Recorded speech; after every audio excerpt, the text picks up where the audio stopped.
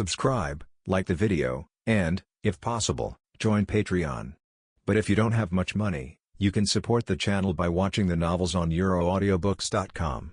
Remember that you can participate in the polls so that your favorite novel gets published for free. I started designing the Going Merry. But building a ship requires a lot of money, and my family couldn't support my dream of building the Going Merry. Until a month ago, the master said he wanted to add a cargo ship, and I volunteered to take out the design of the Going Merry.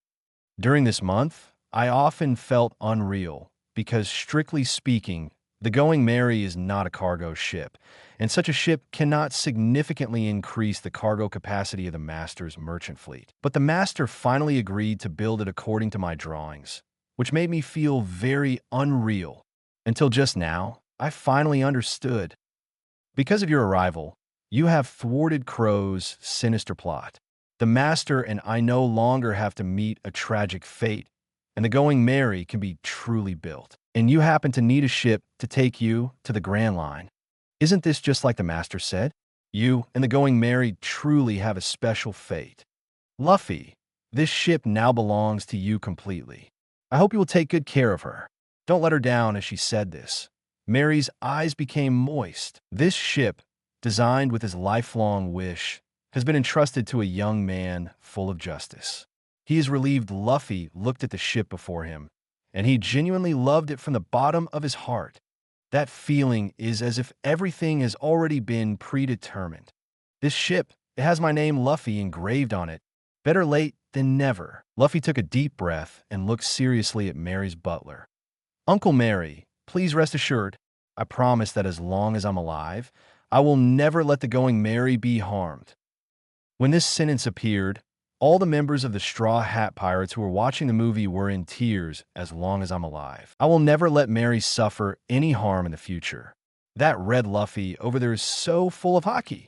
While they can only bow to fate, they can only witness little Mary, after carrying them on their final journey, being buried in the sea. Pain. The heart is truly in pain.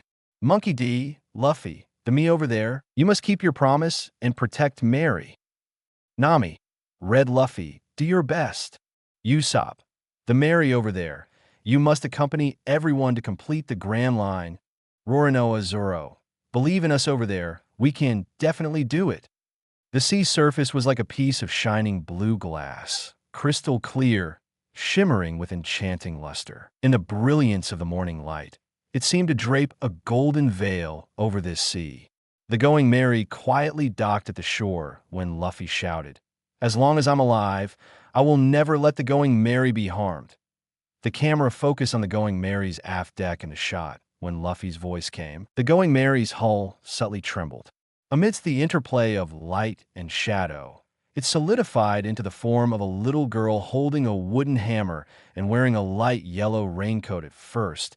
She looked around in confusion, then climbed onto a large barrel and leaned over the railing, continuing to look around. Suddenly, when her gaze fell on Luffy, she never looked away again. Spirit of the ship. When they saw this small figure, the chat room was filled with the astonished cries of the Straw Hat Pirates. Chapter 53, How Usopp Got on the Ship Kid Eustace. Ship spirit?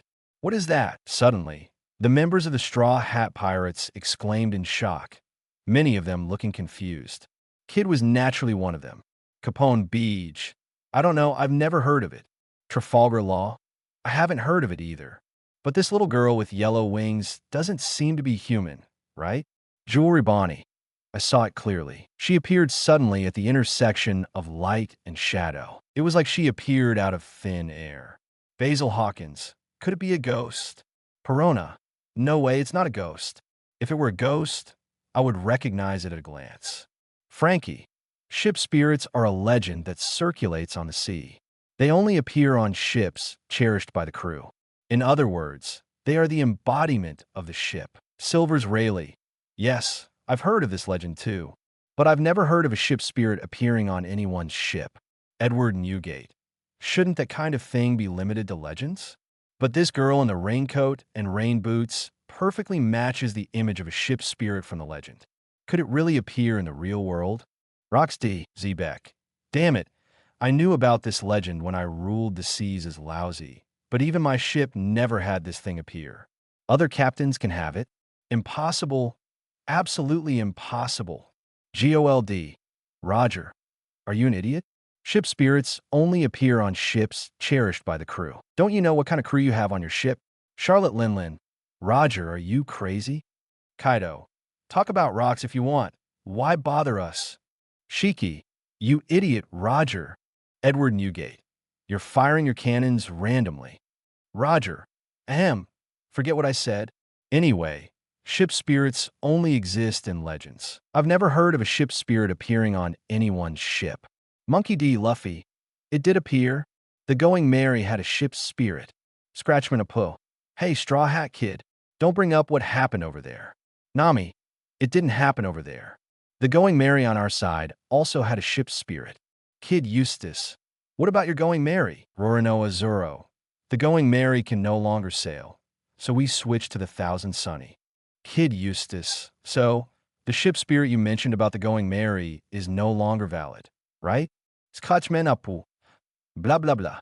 Seriously, who doesn't brag? Usopp. UBD. The Going Merry really had a ship spirit. Capone Beach. The blank screen just showed the scene when you guys got the Going Merry, but it didn't show the ship spirit. X Drake. Yeah. If your ship really had a ship spirit, there should have been a shot of the ship spirit. Monkey D. Luffy. The ship spirit of the Merry hadn't appeared at that time. Kid Eustace. Haha. Scratchman Apu. Ah, blah blah blah. Nami. Luffy. Usopp. Don't argue with them. Whether our Going Merry had a ship spirit or not, we don't need to prove anything to them. Monkey D. Luffy. Humph. Although the Straw Hat Pirates crew members stopped arguing in the chat room, they were all deeply shocked. The red Luffy over there, with just one promise, made the Going Merry have a ship spirit. The emotions contained in that promise were so firm. When the ship spirit saw Luffy and the others approaching the ship, her figure gradually became ethereal and hidden. According to the master's orders, all the supplies for the voyage have been prepared and placed on the ship, said the Merry Steward. Thank you so much. Luffy sincerely thanked.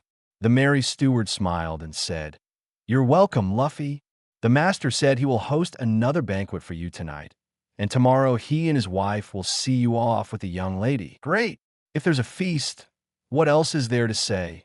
Luffy replied with a mouthful. Then I'll go back first. You familiarize yourself with the ship. Merry smiled and made a summoning gesture, preparing to disembark. Suddenly, he looked at Luffy's hat. What's wrong? Seeing Merry's expression, Luffy asked in confusion. Merry realized that he was being a little rude, so he shook his head and said, Oh, sorry. Many years ago, a group of pirates came to our village, and their captain wore a hat that looked just like yours. I almost thought it was the same one. Ah, this straw hat. Luffy took off the hat and smiled. It was given to me by a very amazing pirate. Is it a gift from the pirates? Melee was somewhat surprised. Could it be the captain of the red hair pirates with red hair? Huh? You know about the red hair pirates? That's right. This hat was given to me by the captain of the red hair pirates, Shanks. Do you know him? Luffy asked excitedly. Melee shook her head. I don't know him personally, but Yasopp from our village went to sea with him, leaving behind his weak wife and his son who was less than 5 years old at the time. Within 2 years, his wife also passed away, leaving only his son to live alone. I just suddenly thought of this poor child. Saying this, Melee sighed, clearly a kind-hearted person. Yasopp's son. Upon hearing this, Luffy furrowed his brow. After a moment of contemplation, Luffy looked at Melee. Where does he live? Can I go see him? He lives on the hillside to the east of the village in a separate little house. His name is Usopp, and he's known in the village for being a liar. If you can't find him, just ask any villager and they'll tell you where he lives. All right, thanks. After Melee left, Zoro and Buggy came out of the cabin. This ship is really great. There's so much space for training.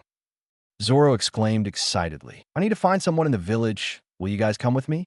Luffy asked the two. Sure, we've got plenty of time anyway. Zoro replied casually. Buggy waved his hand. I won't go. I seem to have found a trick to my slicing ability. I'll give it a try. Luffy and Zoro got off the ship and asked for directions as they walked, quickly finding Usopp's house. It's you. seeing Luffy and Zoro appear at his doorstep. Usopp's face turned pale with fear. 3 days ago, he had been crouching on a cliff and witnessed firsthand these two and another person instantly defeating dozens of pirates.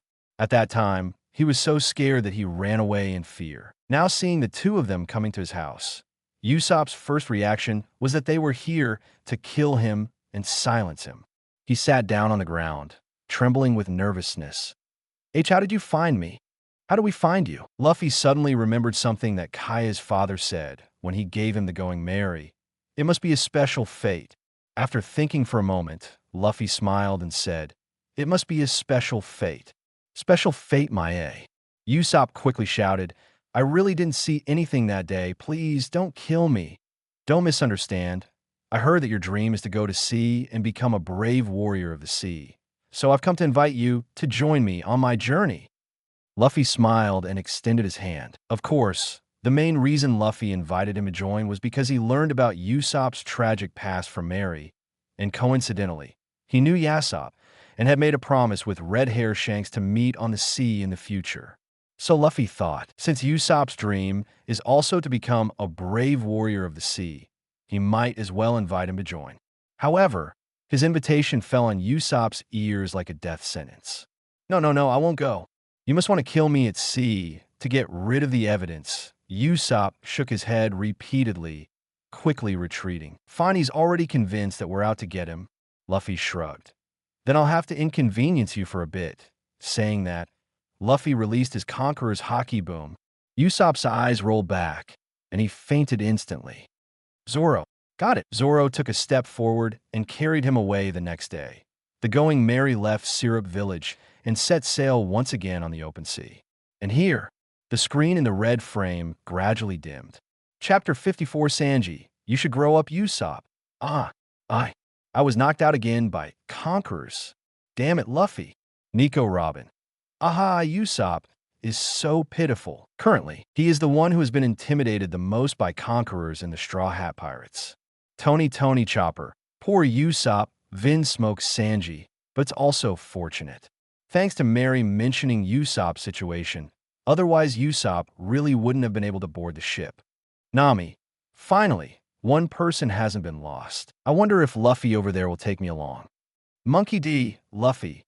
Don't worry, he definitely will. Not long after, the screen with a white border gradually lit up. The scene appeared. After leaving Syrup Village, Luffy and his group of 4 set off to the sea again. On the way, they encountered Johnny and Yasaka. A few days later, they arrived at the floating restaurant Baratai. Due to the battle with Captain Hina, Luffy fired the cannonball in the wrong direction, resulting in the ship of the floating restaurant being damaged. As a result, he was asked by the captain, Zeph, to work as compensation for the damage. Ace appeared, wanting to have a meal, but was driven away by the chefs. Sanji secretly brought him food to eat. Afterwards, Ace came back with Krieg. The chefs still wanted to drive them away, but Sanji gave Krieg food to eat again. As a result, after Krieg and his group ate their fill, they wanted to take over the floating restaurant, Baratai. Jewelry Bonnie. That chef? Is he an idiot? Jozu. Knowing that the other party will seek revenge, yet still giving them food to eat. This is simply bending your arm outwards. Sakazuki. What a foolish guy. Trafalgar Law. The actions of the head chef, Sanji, in the video are indeed too naive. Vince smokes Sanji. As a chef, if someone is hungry and needs food, what's wrong with giving them food to eat? Smoker, idiot. That Krieg has killed at least 700 innocent civilians in East Blue. He was supposed to starve to death, but you gave him a meal and let him live. Have you considered how many more civilians will die at his hands afterwards? Vince smokes Sanji. That's a different matter. I am a chef, and if someone is hungry, I can't not give them food to eat. Hina, so he's stubborn, huh? Rox D, Zebek, huh? This kid still hasn't experienced the harshness of society, Marco. He would rather disregard the safety of his own family and give food to the enemy. This kid is truly ABD Shiki. Kekaha, you guys are saying he saved this Krieg with a meal, and then Krieg killed the shop owner and all the chefs. Will this kid feel that he was wrong? Achiku, I bet he won't think he's wrong, haha. Charlotte Linlin. This kid definitely won't think he's wrong. When we pirates kill people, do we ever think we're in the wrong? Ha ha ha. Kaido, ha ha. Vinsmoke Sanji. Bastards. You have no idea what I've been through. Japu. Sanji. Vinsmoke Sanji. Stinky old man. Japu. Sanji. We've experienced that kind of hunger and fear, so we can empathize with others' feelings. It's okay if others don't understand you. I understand you. Vinsmoke Sanji. Stinky old man. Japu.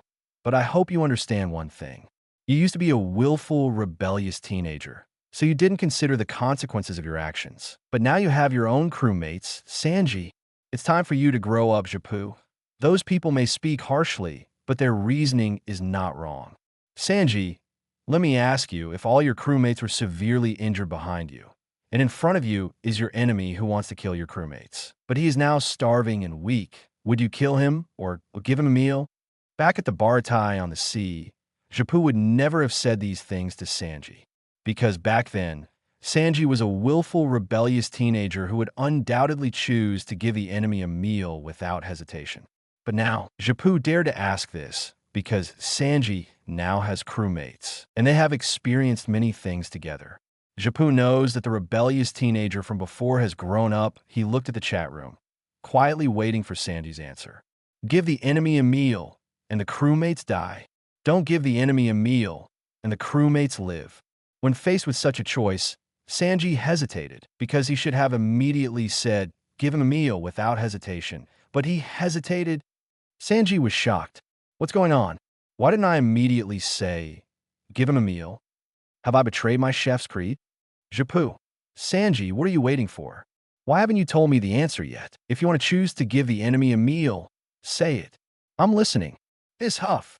Sanji took a deep breath, then exhaled forcefully. I'm a chef. If someone is hungry, I should give them a meal. How can I just sit by and do nothing when I know what it feels like to be hungry? I'm hesitating about what to do. I can't hesitate. I must adhere to my chef's creed. Suddenly, Sanji shouted loudly in the chat room, I will kill him.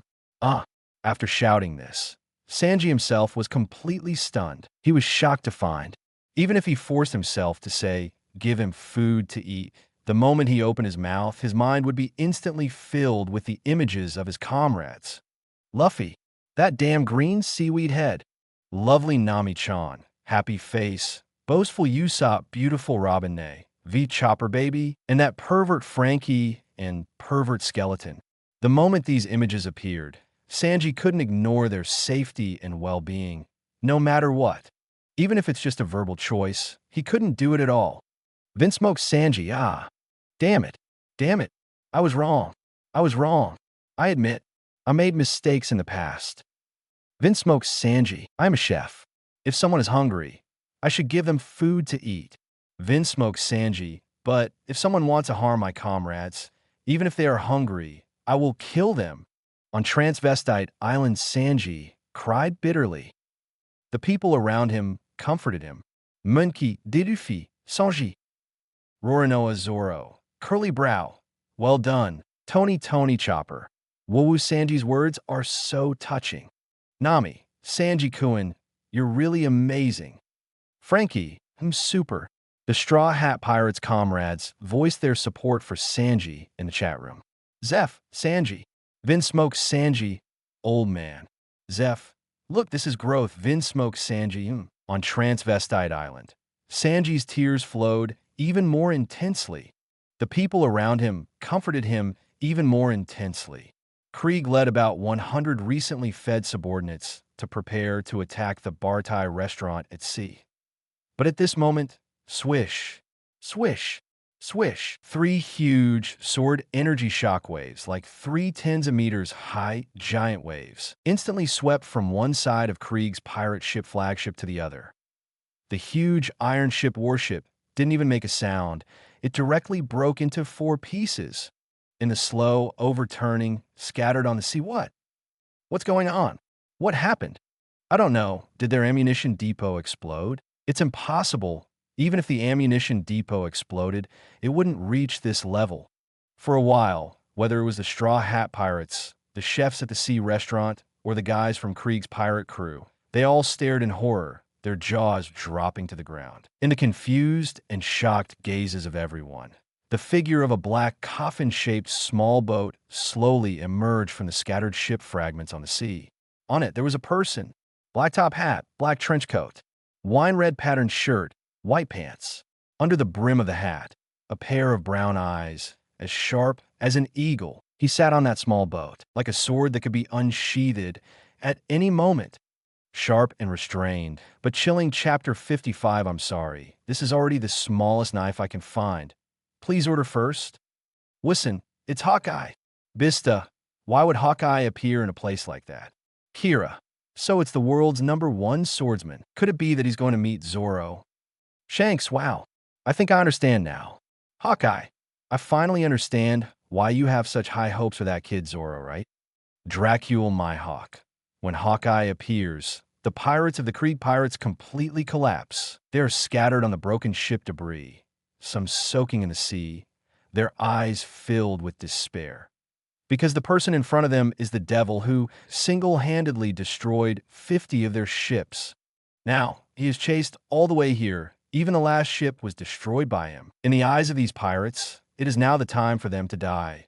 A pirate, due to extreme terror, suddenly roared hysterically. Hawkeye looked straight ahead, proudly saying, "Pass the time." While the chat room exploded Sukirachiman Apu. Hey, hey, hey, is this a mistake? Chasing from the Grand Line to the East Blue, is the reason really that outrageous? Kid Eustace. Such an arrogant reason. Kira, it's really impossible to argue against. Shanks, ha ha ha. This guy's indeed quite boring usually, wandering around everywhere. Don Quixote da Flamingo. Fufu.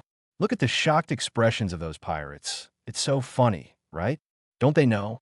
The strength of a strong person itself is the qualification to judge the weak. As for the reason, that's not important at all. I'll fight you. First, overwhelmed by fear. Now their psychological defense line is shattered by this reason. This pirate pulls out 2 guns and madly shoots at Hawkeye. Clang. The black blade, Yuru, is unsheathed and casually slashes through a few arcs in Hawkeye's hand. Swish, swish, swish. The bullets, like a group of obedient slaves, obediently fall into the sea. Did I miss? These East Blue pirates have never seen such a flashy move, each one wide-eyed and shocked. No matter how many times they shoot, they can't hit. He changes the trajectory of the bullets with the edge of his sword. Among the pirates, Zoro appears here at some point. Hey, who are you? The pirate who just shot yells at Zoro in confusion. Zoro ignores him and mutters to himself. I've never seen such a gentle sword clang. Hawkeye raises his left hand, pulls it back, and Yuru returns to its sheath. It seems that he thinks Zoro's compliment is quite knowledgeable, and he casually responds, "The strongest sword is easily broken. A sword that is not flexible is not strong." Zoro stares at the black blade. Behind Hawkeye, his forehead slightly sweating. Is it with that sword that he cut these ships? Impressive. Truly the strongest swordsman. Hawkeye furrows his brow slightly. Are you trying to provoke me with your response? He doesn't look at Zoro, not even glancing at him, his tone slightly annoyed. Do you have something to say? The implication is, stay away from me if you have nothing important. I don't want to deal with a small character like you. However, Zoro speaks up, I do. The reason I set sail is to have a battle with you. Saying that, Zoro grabs the bandana on his left arm, wraps it around his head, and tightens it. In the next moment, Zoro's mouth curls up. He looks at Hawkeye and shouts loudly, "Hey, strongest! Aren't you bored? Let's settle this with a fight." What? When Zoro proposed such an absurd challenge, the chat room exploded. Kazan, is that kid okay? Does he really have to choose such a clever way to commit suicide? Stolo Berry. This is what they call the fearless ignorance. Cavendish, is this guy joking? That's the world's greatest swordsman. Kira, he actually dares to challenge Hawkeye at a time like this. X-Drake, I really don't know if this is bravery or foolishness. Pathetic weakling. As the small boat approached the large debris where Zoro stood, Hawkeye stood up. He stepped onto the floating board, like a sharp sword descending. The surrounding pirates couldn't help but tremble. If you consider yourself a swordsman, then there's no need for a fight. The difference between us is clear at a glance. Is the courage to challenge me born from your determination or from ignorance? Hawkeye stopped and looked coldly at Zoro. This was his first glance at Zoro. Meanwhile, Zoro had already drawn 2 swords and held the third one in his mouth. This is my dream. It's also a promise I made with a dear friend. To be honest, I didn't expect us to meet so soon. Swish. Zoro lowered both hands, assuming a posture or challenge. Hawkeye's brow furrowed. This isn't a good thing for you. This kind of battle has no meaning for Hawkeye, but he has a habit, which is that he never refuses anyone who challenges him with a sword. So, he reached out and took off the cross pendant hanging around his neck, gently flicking it. Puff! A roughly 10-centimeter long cross-shaped dagger revealed its sharpness. GOLD Roger. Aha! Hey, this is truly insulting. Ha! Shiki, this kid really knows how to play. Kion.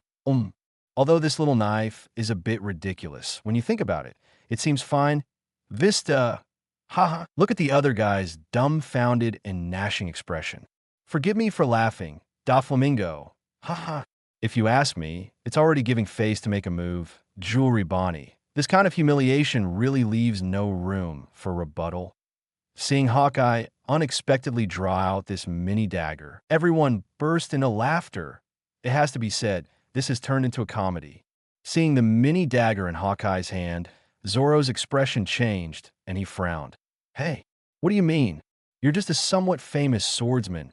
I'm not the kind of brainless beast that goes all out to catch a rabbit. Hawkeye casually put the sheath of the cross-shaped dagger in his pocket, then showed the dagger in his hand. Sorry, this is the smallest one I could find. Everyone in the chat room burst into laughter, damn. This is truly insulting to the max. And all the viewers even think that Hawkeye is right, especially from the tone of Hawkeye. The reason he used this cross-shaped dagger is not because Zoro's strength matches the level of this dagger. It's because he really couldn't find a smaller knife. If it can be found, then Zoro can only fight with smaller knives. There should be a limit to looking down on people. Listening to Hawkeye's calm and realistic mockery, Zoro is about to explode with anger. He angrily rushes out. Don't regret it if you die. Under the boost of anger, Zoro's figure is like a fierce tiger, charging out fiercely. 3-sword style, demon slash. The 3 swords intersect to form a cross shape, blocking all of Hawkeye's evasion routes, of course. This is only Zoro's imagination. No ripples appear in Hawkeye's eyes. He calmly watches Zoro rushing over and calmly says, "Let the frog in the well see how vast the world is." As he speaks, Hawkeye extends a small cross knife in his hand forward. This strike is plain and unadorned. No exaggerated movements. No haki as the name of the technique, just casually extending it forward, as if handing a bag of snacks to a friend. Casually, the next moment, the whole world becomes quiet. Zoro's pupils widen in shock. He stares fixedly ahead, only at the intersection of his 3 swords. That cross knife seems like an endless black hole, filled with unimaginable suction, firmly sucking his main sword. No matter how hard he tries to break free, he cannot escape from this terrifying power. He is full of disbelief, staring in horror at the man in front of him who is walking leisurely. I can't move? What did he do? He just stabbed me with that small knife in his hand, right? Zoro can't believe this terrifying reality. Since he set sail, his technique, 3-sword style, demon slash, has never been defeated. Every time he encounters a fierce battle, as long as he uses Tiger Hunt, it means the battle is over. But this time, he is the one being ended, and it was ended by that ridiculous little knife. In this instant, Zoro's swordsman's confidence seems to be shattered in an instant. No, impossible. How can the gap between us be so big? Zoro cannot accept this absurdity, and he hysterically shouts, "Please give me flowers." Suddenly taking a step back, Zoro launches another attack, the 3 swords slashing towards Hawkeye like a storm.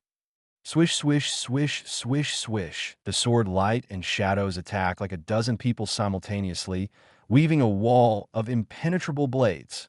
Under such a dazzling and brilliant attack, Hawkeye remains motionless, not moving a single step with a casual flick of the small cross knife. He easily blocks Zoro's strike after blocking dozens of strikes in succession. Perhaps finding it a bit boring, Hawkeye casually flicks upwards. Swish! Zoro is immediately knocked down to the ground. In trouble. Zoro is completely in trouble. This gap, it's impossible. There can't be such a huge gap in the world. Wow, wow, wow, wow. With a hysterical roar from his mouth, Zoro bounced up from the ground and attacked Hawkeye frantically. Kira, this difference, why is it so exaggerated? Just by watching Zoro and Hawkeye's battle on the screen, Kira could clearly feel the gap between himself and Hawkeye. It seems that Zoro is being played with like a clown by Hawkeye, but if it were him, wouldn't it be the same? Is this the strength of the world's greatest swordsman, ex-Drake?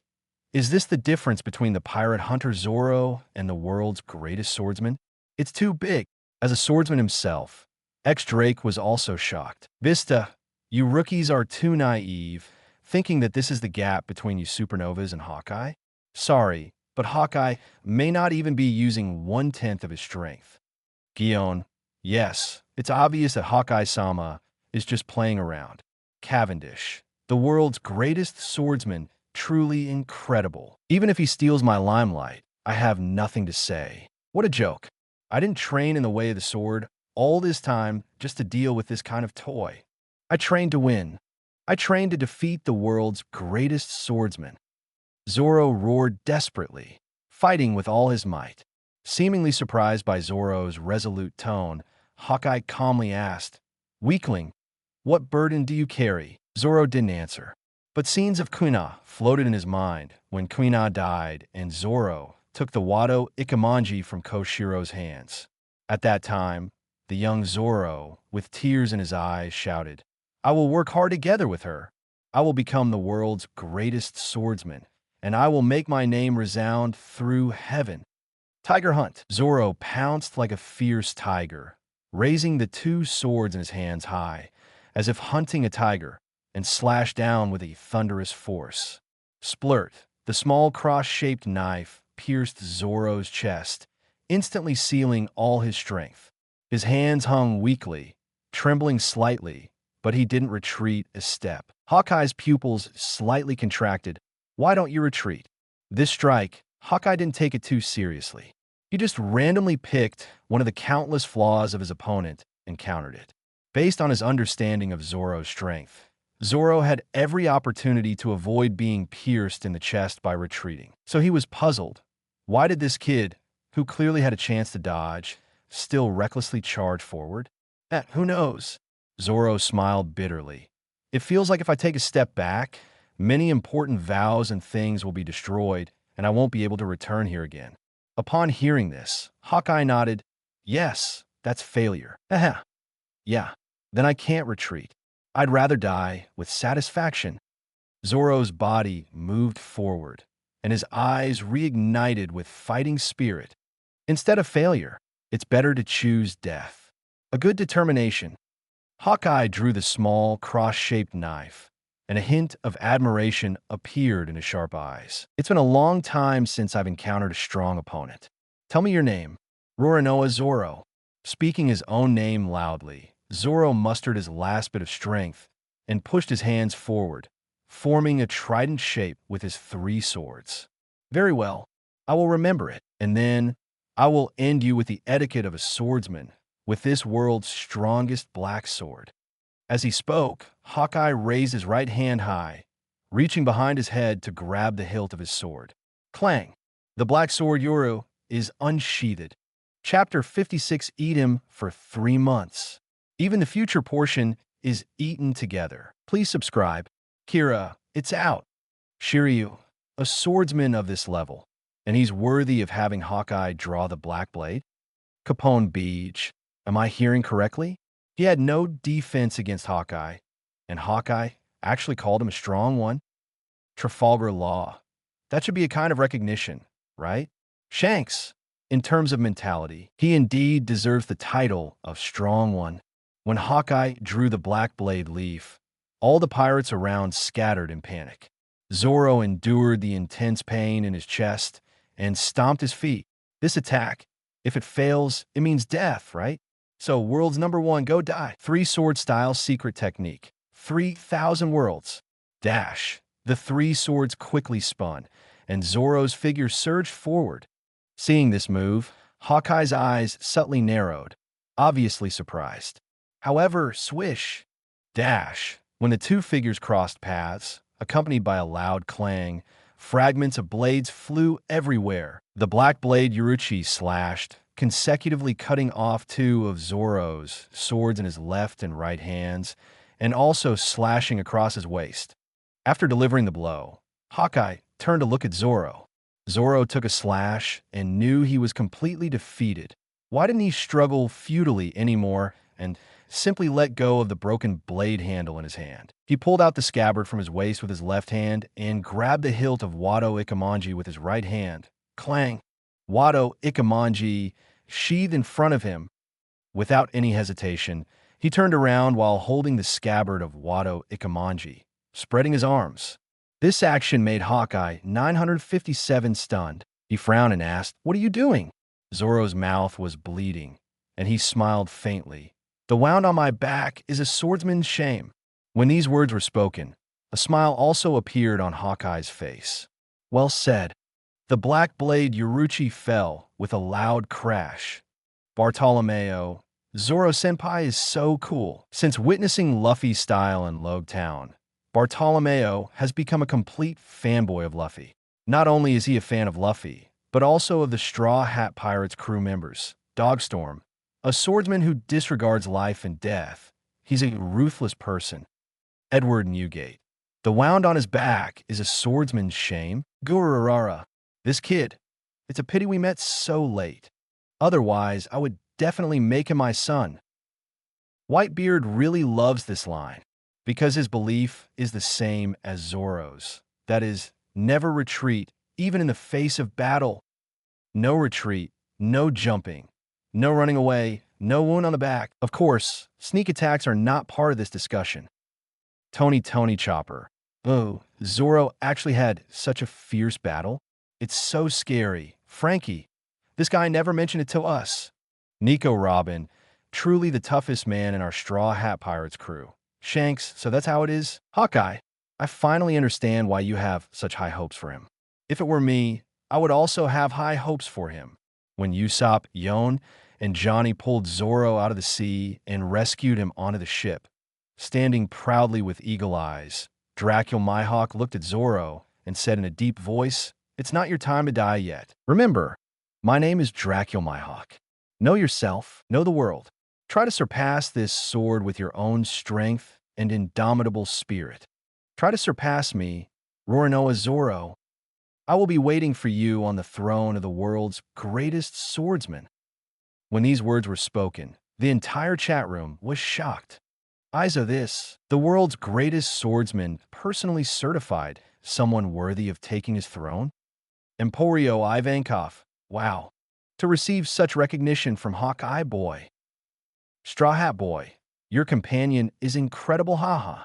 Vista, although I don't want to admit it, I have to say that even as a great swordsman like me, I'm afraid I've never been considered a candidate by Hawkeye to challenge his position. Gene, that guy's swordsmanship is already extraordinary. In terms of swordsmanship alone, there is no one in this sea who can surpass him. Is he trying to cultivate a new great swordsman to become his rival?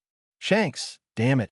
Hawkeye, why didn't you say you were waiting for me to take your throne as the world's greatest swordsman? Shanks' overall strength is definitely stronger than Mihawk's. There's no doubt about that.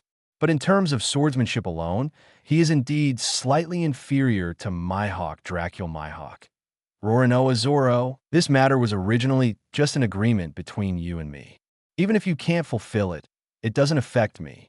But now, this matter has become known to everyone. It's a matter of my reputation. Don't disappoint me, Roronoa Zoro. When we meet again, I will fulfill my promise. Monkey D. Luffy Definitely. Shanks, Aha East Blue, Shimatsuki Village teacher, Senior Zoro, is amazing. To receive such recognition from the world's greatest swordsman. Senior Zoro is so strong. We should learn from Senior Zoro. Amidst the cheers of a group of young swordsman apprentices, Koshiro sat cross-legged, looking up at the sky. Beneath his round glasses, his eyes were filled with kindness. Hawkeye left Luffy defeated Krieg and saved the Baratai. Sanji finally decided to join the Straw Hat Pirates and set sail. With Luffy up to this point, the screen with a white border gradually dimmed. Not long after, the screen with a red border gradually lit up. The Going Merry left Shimatsuki Village and sailed on the sea. You should have told me earlier. If I had known you were inviting me so warmly to be your captain, I wouldn't have resisted at all. Listening to Luffy's explanation, Usopp was overjoyed. Zoro frowned. Hey, are you brain damaged by Luffy's Conqueror's Haki? What did we ever say we wanted you to be the captain? I can be your captain. Usopp pointed to himself with his thumb and winked. You're daydreaming. Zoro sneered and pointed to Luffy beside him. Look clearly, our captain can only be this guy. Damn it, you tied me up and won't let me be the captain. What's the deal with that? Usopp clenched his fist and waved it. Do you really want to be the captain?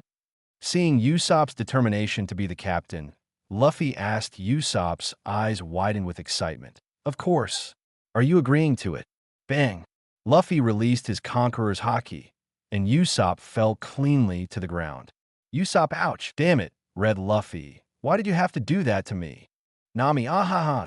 Vinsmoke Sanji, haha. Tony Chopper.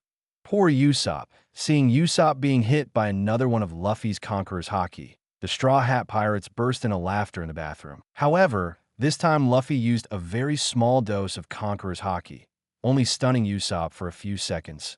A few seconds later, Usopp shook his head and angrily shouted, "Ah, what are you doing?"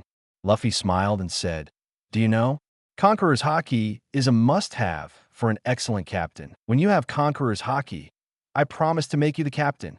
Usopp rolled his eyes. Seeing Usopp no longer vying for captaincy, Luffy patted his shoulder and said, "All right, rest well. The day I meet Shanks again, you will also get to see your dad." As Luffy and Zoro walked to the door of the room, Usopp suddenly shouted, "Hey, Luffy, I haven't properly thanked you yet. Listen to me. Thank you for helping me take the first step to set sail." Luffy didn't turn around, but raised his hand in a gesture of "you're welcome," and then left with Zoro, their shoulders touching.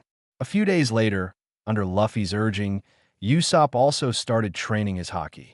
However, he mainly focused on training Observation Haki. Although there weren't as many forest beasts on the ship for Usopp to train his Observation Haki, having Buggy alone was enough. Since Usopp started training Observation Haki, he took on the task of slicing Buggy's arms. After being sliced, Buggy would try to actively split himself using the reverse push method, while controlling the many sliced pieces to attack Usopp from various angles. The two of them helped each other and made progress together. 10 or so days later, the Going Merry arrived at the Baratai, a floating restaurant on the sea. Ding! Entering the prize quiz section. At this moment, a question appeared on the big screen. Question: what will the Red Luffy and his crew do next? A. Pay the restaurant owner to hire a chef. B. Just snatch a chef and leave. C. Persuade the restaurant owner to set sail with the floating restaurant. D. Join the floating restaurant as apprentice chefs. E. Finish eating and leave. Just then, the systems quiz appeared. Roxdy Zebek. Ha, here it comes. This time I can answer the question. Shiki. Hee, I can answer too. Gold Roger. This time I can answer too. It seems like the three of us are bound together. Kazuki Odin, Captain Roger, and me. I will also stand with you. Don Quixote da Flamingo. Haha, I answered the last question correctly, so I can answer this one too. Comfortable. Tony Chopper. Me too soon. The 5-second punishment protection mechanism time passed. Marshall D. Teach. B. This is more like Red Luffy style. Monkey D. Garp. Hey, my grandson over there is not a pirate. How could he randomly snatch people? Edward Newgate. Guru. Didn't Usopp just get snatched and left earlier? I also choose B. Monkey D. Garp. Can it be the same? Gold Roger. Choose E. That seems like the correct answer. Shiki. Idiot Roger, you definitely chose wrong. I choose A. Kazuki Odin. Choose D. Gold Roger. Pfft. Odin, are you thinking in reverse again? Kazuki Odin, yeah. Since everyone is guessing, I'll just go the opposite way. Maybe I'll guess the right answer for one of the questions. Rox D. Zebek. Damn, it's really hard to choose. I'll just guess C.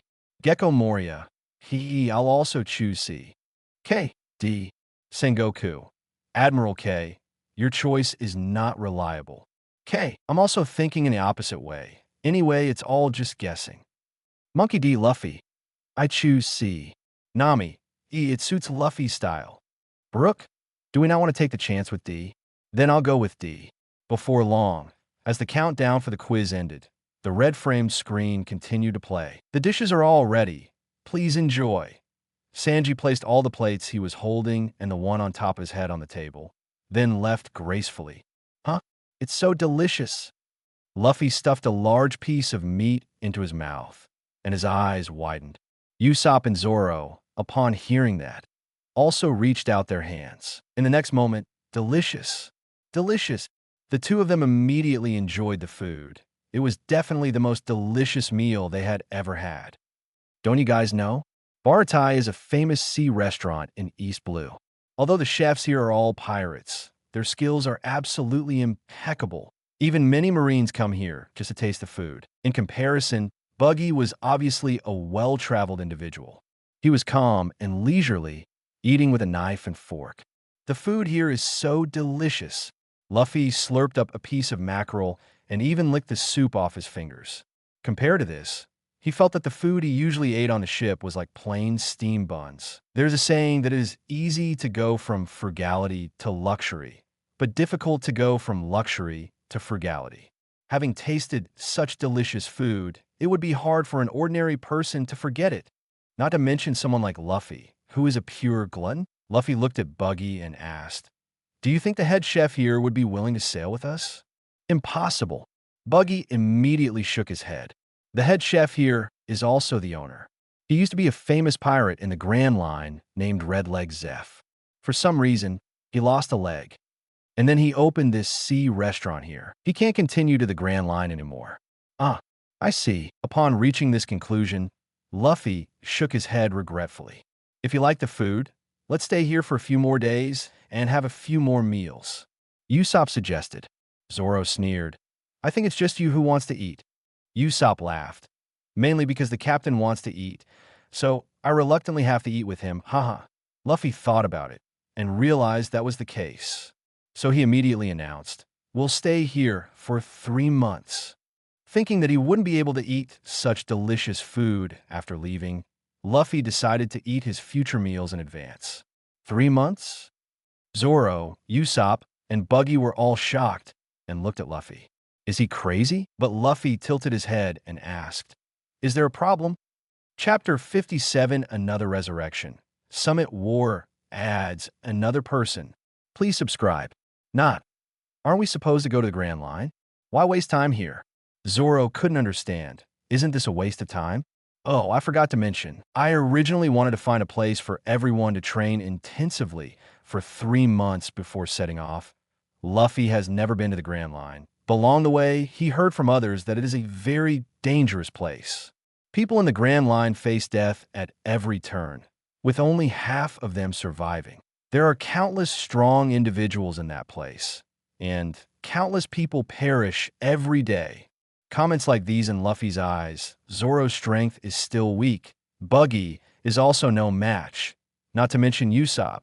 The closer Luffy gets to the Grand Line, the more cautious he becomes. So, in these few days, he made the decision for the crew to collectively train intensively for 3 months. He looked at the 3 confused faces and said, "No matter where we train, we still have to eat. Isn't it a joyful thing to eat delicious food and train here?" The 3 looked at each other and realized that Luffy's decision was not a spur-of-the-moment one. So they nodded simultaneously. Okay, wait a minute. Suddenly, Zoro seemed to remember something unpleasant, and his mouth twitched slightly as he said, "No, we can't train here. The food here may be delicious, but it's very expensive. With Luffy's appetite, the money we earn from the Black Cat Pirate's bounty won't be enough to feed him. Don't joke around. Just selling the Black Cat Pirate's bounty alone gave us over 90 million berries. The cost of meals is just a drop in the bucket." Buggy waved his hand. "Don't make a fuss, okay?" Zoro said seriously, "Hey, I'm not joking. Back when I was a bounty hunter, I saved up nearly 10 million berries, but Luffy ate it all in half a month, and the prices here are so high. Our 1 billion plus berries on a ship might really be in jeopardy." Suddenly, Buggy gasped, then looked at Luffy. "Well, how about we reconsider? Find an island, roast some wild game, 11. Luffy scratched his head awkwardly. Give up this delicious food? How could he make such a painful decision? He looked around and suddenly saw a recruitment notice for apprentice chefs, and his eyes lit up. "Look over there." Luffy gestured towards the direction of the recruitment notice. "What? You want to apply as an apprentice chef here?" The other three looked at Luffy in confusion. Luffy grinned. "No, what I mean is, let's all apply as apprentice chefs together." Roxy, Zebek, damn it. The answer can't be D, right? Shiki, wrong again. Monkey D. Garp, no rush, no rush. The Luffy over there is just saying, it's not certain if he'll succeed or not. Gold Di Roger. Oh, this answer is outrageous. Wait, it seems Odin chose this one too.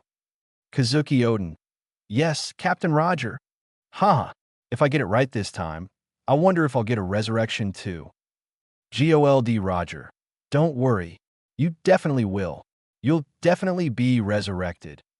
If Kazuki Odin is also resurrected, Roger will be even happier. Gold Roger. Odin, if you're resurrected, remember to choose to come back here. We'll first take care of the Marines together, and then go to Wano country to take care of Kaido. Kazuki Odin. Yes, Captain. Also a person who has died once. Kazuki Odin naturally learned to grow and became much more rational. In the current situation, if he really could be resurrected, it would obviously be wise to help Roger save Ace first. The video is still playing. Hey, what's this joke? Didn't I say I was going to train by surprise attack? When do I have time to be a chef? Zoro immediately rebuked Luffy's casual behavior. Usopp shrugged, mainly because your appetite alone is several times that of the three of us combined. If we were to apply, it should be just one person going. Buggy's mouth curled. What's going on here? Luffy grinned and explained, I suddenly thought that just eating here for 3 months won't solve the fundamental problem. At least one of us 4 needs to learn the culinary skills here. That way, we'll have delicious food every day on the sea in the future. Upon hearing this, the other 3 showed a look of understanding. Zoro thought for a moment and made a suggestion, but we only need to send one person to learn culinary skills, right? The rest of us can focus on training, right? It's obvious that whoever has the greatest demand for food is the most suitable. Usopp pointed at Luffy.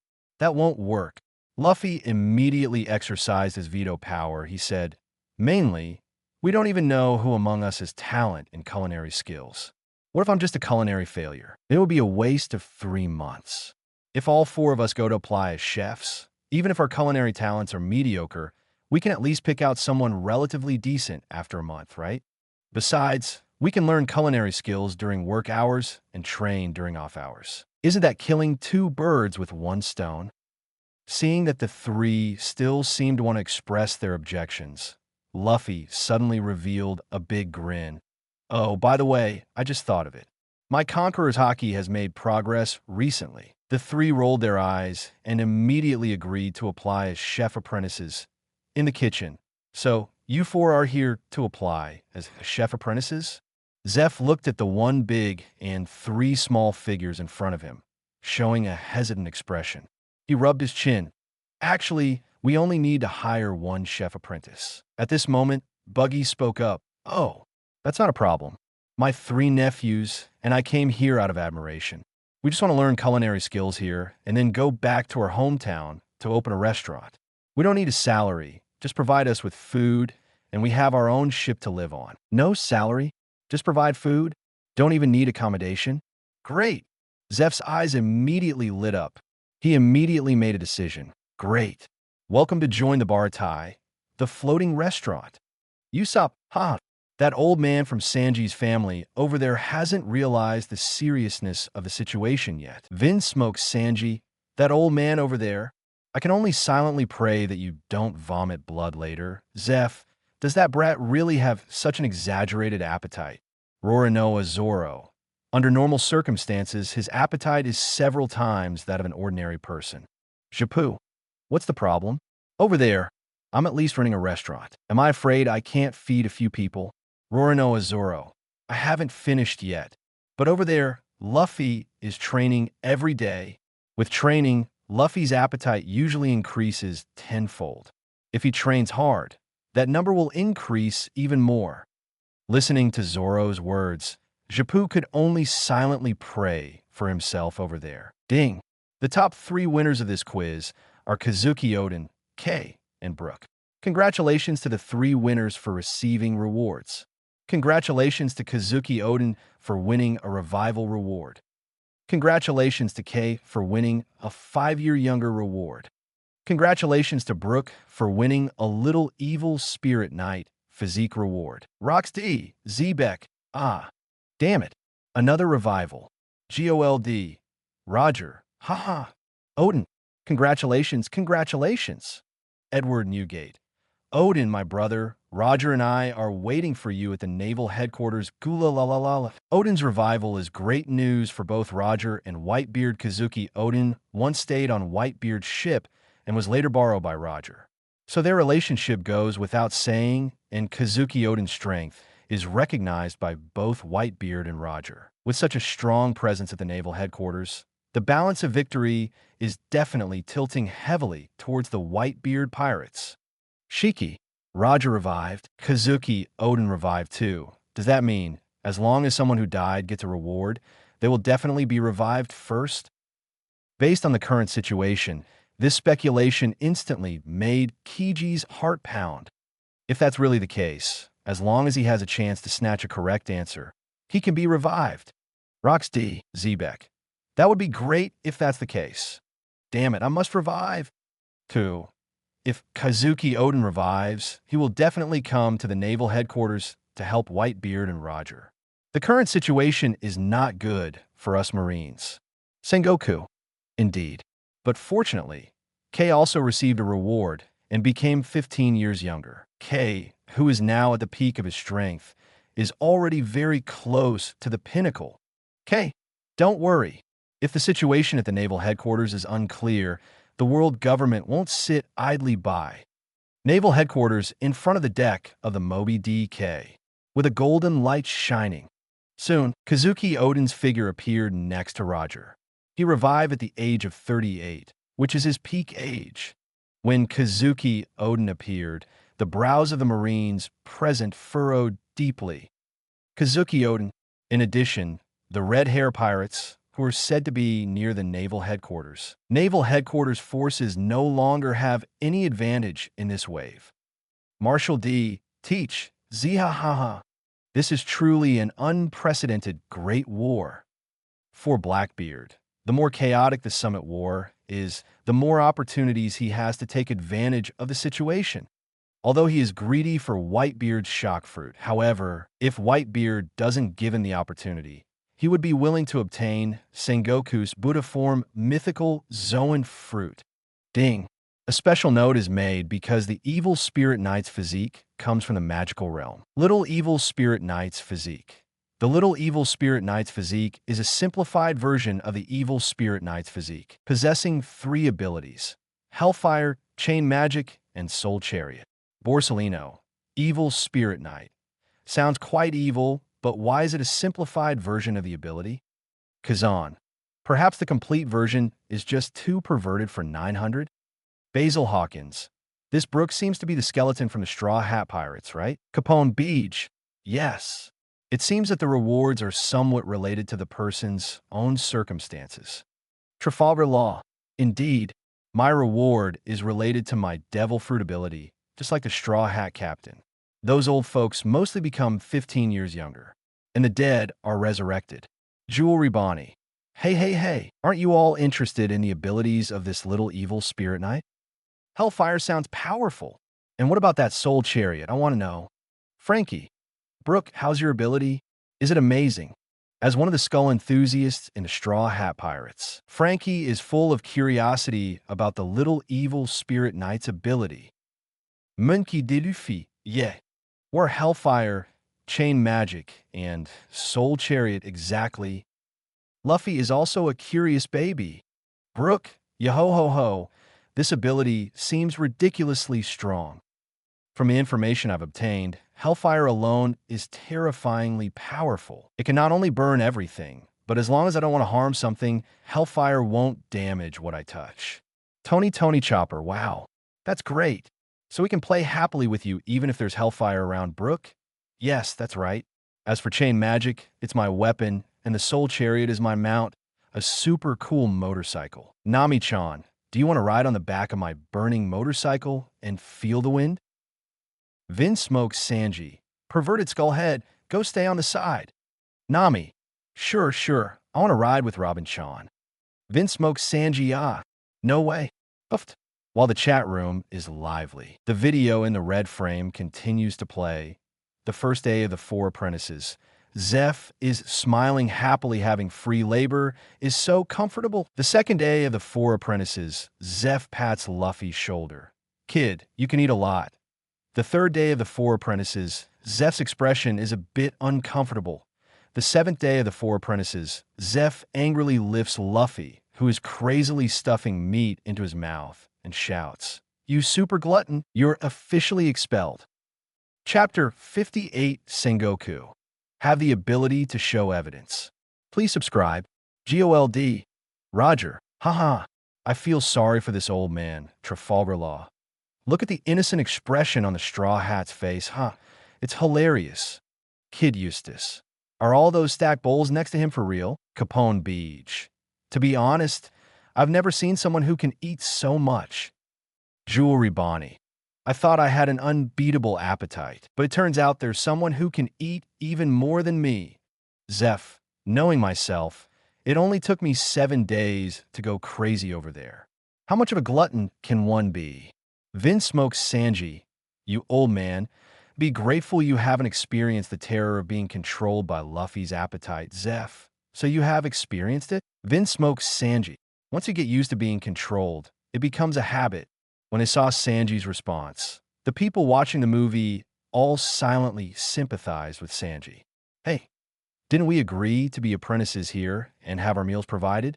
Why aren't they keeping their word? On the back deck of the Baratai, Luffy had a face of grievance. You think you're the one being treated unfairly, huh? Zeph's eyes were filled with anger. He angrily said, "Damn it, you've eaten up all the ingredients I prepared for a month." Seeing Zeph's expression as if he wanted to eat someone, Luffy felt a bit guilty. So he squeezed out a smile and said, "What should we do then? How about I give you an extra 1,000 berries for every meal from now on?" Zeph's face instantly wrinkled like the bark of a 100-year-old tree. 1,000 berries? Are you trying to bribe a beggar? First, he showed a face of disgust. Then Zeph pulled Luffy to a corner and whispered, "Kid, I asked your uncle, and it turns out you're their captain. I'll discuss something with you. If you agree, I'll let you continue eating and drinking here for free." Okay, I agree. Luffy didn't even ask. He just agreed right away. If he could eat and drink for free here for 3 months, what couldn't he agree to? Don't you want to know what it is? Zeph widened his eyes in confusion. Ask now. Tell me what it is. Zeph rolled his eyes and then solemnly said, "You know who Sanji is, right? The 10 of them." Luffy nodded. "I know. He's the guy who doesn't wear a work uniform." Zeph continued, "Yes, him. When you leave, take him with you." Huh. Luffy made a puzzled face, tapped his ear, and said, "Isn't he the chef on your ship? Why do you want to send him away?" Actually, he has always wanted to set sail and find the all blue, the paradise all chefs dream of in the Grand Line. But because he's too sentimental, he doesn't want to leave me, and Zeph pointed to his missing leg and forced a smile. "I can't continue sailing. But I don't want that brat to be bound to this place because of me for the rest of his life." I, I hope he can continue pursuing his dream and set sail with my dream to find a legendary all blue. Zeph looked at the distant horizon, and the image of his former self, full of spirit, appeared before his eyes once again. Setting sail, breaking through the waves with the wind. Luffy thought for a moment and understood. Uncle Zeph, I'm touched by the bond between you and Sanji, and I'm willing to help you. But Sanji's own thoughts are also important. I can't. I'll add 18 chicken legs to every meal for you. Deal. One old, one young, exchanged a knowing smile. Pfft. The audience watching the scene collectively burst into laughter. Vinsmoke Sanji. That be D Luffy over there. Did he bribe you with 18 chicken legs? You damn BD. Nami. Ha ha ha. That's so Luffy. Trafalgar Law, the captain of the Straw Hat Pirates. I thought you respected Sanji's position as the captain. But it seems. Roronoa Zoro. That Zeph over there is just too carefree. If he added an extra chicken leg to every meal, Luffy might have given in Usopp. That's right, at most 2 chicken legs, I promise. 3 months passed quickly. Zeph found Luffy and quietly reminded him, Luffy, the 3-month deadline has arrived. Luffy, reluctantly sucking on a chicken leg bone, said softly, how about waiting another 3 months? You old and young ones can stay a little longer, right? Upon hearing this, Zeph's eyes instantly darkened. No, we can't wait even one more day. Are you kidding me? It's only been 3 months, and my little treasure trove has already shrunk by a third because of you eating. If it's another 3 months, never mind whether my little treasure trove can withstand it. One thing is for sure, my heart definitely won't be able to handle it. Damn it, this guy's a real bottomless pit. Well then, okay. Luffy looked outside pitifully and asked, are the food all packed for me? Zeph coldly snorted. Don't worry, you little brat won't be short of it. 500 chicken legs, 1,000 smoked fish, and various kinds of sea creature meat. I've spared no expense, so you must make sure to bring Sanji back to me. All right, then I'll go out. When Luffy arrived at the front hall of Baratai, Zoro, Usopp, and Buggy were already waiting here. After 3 months of apprenticeship, Usopp's culinary talent turned out to be the most outstanding, barely obtaining a junior chef qualification from Zeph. As for the other 3, let's not mention them. Although reluctant, Sanji bid farewell to Luffy and the others. During these 3 months, perhaps due to their similar ages, Sanji got along very well with Luffy, Zoro, and Usopp. After closing time every day, he would also go to the merry-go with them to train. Even his armament haki has reached a certain threshold. Now he has to say goodbye to these newly made friends, and Sanji's heart is inevitably filled with sadness. At this moment, Zeph walked out from behind, holding a thick rope in his hand. Sanji frowned. Old man, today is a farewell. Why did you bring a rope? Of course it's useful, Zeph smirked and handed the rope to Luffy. Luffy took the rope and revealed a big grin. Splash. Conqueror's haki suddenly released. Sanji's eyes rolled back, and he fell to the ground. Zoro, Usopp, Luffy shouted and handed the rope over. Understood. Zoro took the rope and skillfully went up. Usopp hesitated, huh? Why does this scene feel familiar? However, when he started tying up Sanji together with Zoro, Usopp was surprised to find that doing this kind of thing was quite enjoyable. Soon, the two of them lifted Sanji up like a piece of wood. Uncle Zeph, goodbye. Goodbye. Take care of Sanji for us. Don't worry. Bye-bye. And here the screen with the red border gradually dimmed. Vinsmoke Sanji. Damn green seaweed head. Are you a kidnapper over there? Getting addicted to tying people up? Roronoa Zoro. This is just like the bounty hunter days. Practice makes perfect, Usopp. Over there, I went from being tied up to tying people up. Shiki. Gradually turning into a detestable appearance, huh? Kekekek, Nami. But speaking of which, that red Luffy over there is so smooth and commanding others. More like a captain than our Luffy, Nico Robin. Has anyone counted how many chicken legs Sanji is worth? Tony Chopper. 18 chicken legs a day for 3 months, that's 20 chicken legs. Brooke, no. Before leaving, Zeph also gave 500 chicken legs and 1,000 smoked fish. If we only count the chicken legs, Sanji is worth 2,120 chicken legs, Roronoa Zoro. So from now on, Sanji has a new name, the 2,000 chicken legs man. Monkey D. Luffy, ah ha ha, 2,000 chicken legs man. Vinsmoke Sanji, hey hey hey, you bastards. Not long after the screen with the white border gradually brightened, the Straw Hat Pirates arrived in Kokoyashi village in batches after a series of coincidences. Luffy, Zoro, Sanji, and Usopp finally reunited, along with Johnny and Yasaka finally. They waited for Nami on the road that leads to Nami's house. Seeing Luffy and his group appear, Nami stopped in her tracks, crossed her arms in front of her, spread her right leg, and looked at everyone with a cold gaze. What are you here for? Luffy got up from the ground, put on his straw hat, and casually said, What are you talking about? You're our crewmate. Of course we're here to take you back, crewmate. A smirk appeared at the corner of Nami's mouth as she sneered. That's really hilarious. It's just a boring alliance, isn't it? As soon as these words came out, Luffy's face froze. Sanji excitedly waved at Nami. Hey, Miss Nami, it's me. Do you remember me? Let's go on an adventure together. Johnny quickly reminded, Hey, didn't I tell you? This guy is a witch. He's part of the Arlong Pirates. Zoro also told Sanji to shut up, and as a result, the two of them started arguing. You guys, stop acting all high and mighty. I'm only interested in the money on you, and right now, I have absolutely no interest in any of you. Leave this island immediately and find your own navigator to search for some great treasure. Nami's tone was heavy and full of disdain. However, Luffy just lay down on the ground, sleeping. After that, Yasaku and Johnny didn't want to provoke the Arlong Pirates, so they left first. When Nami left, Nefertari Vivi appeared and told the Straw Hat Pirates about Nami's past. But Luffy didn't want to listen and left directly. Zoro fell asleep halfway through. Only Sanji and Usopp listened with great interest.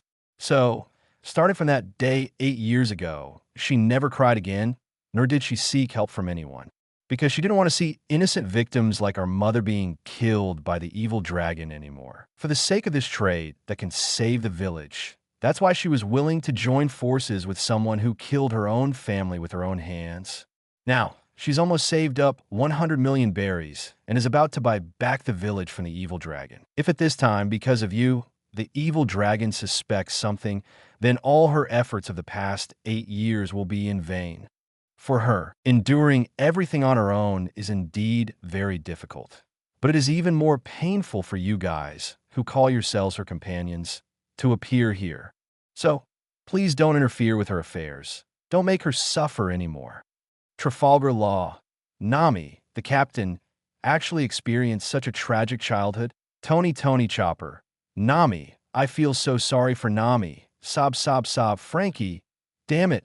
Those fishmen are bastards. Jean Bay, it's the evil dragon. Damn it, he actually did such a despicable thing.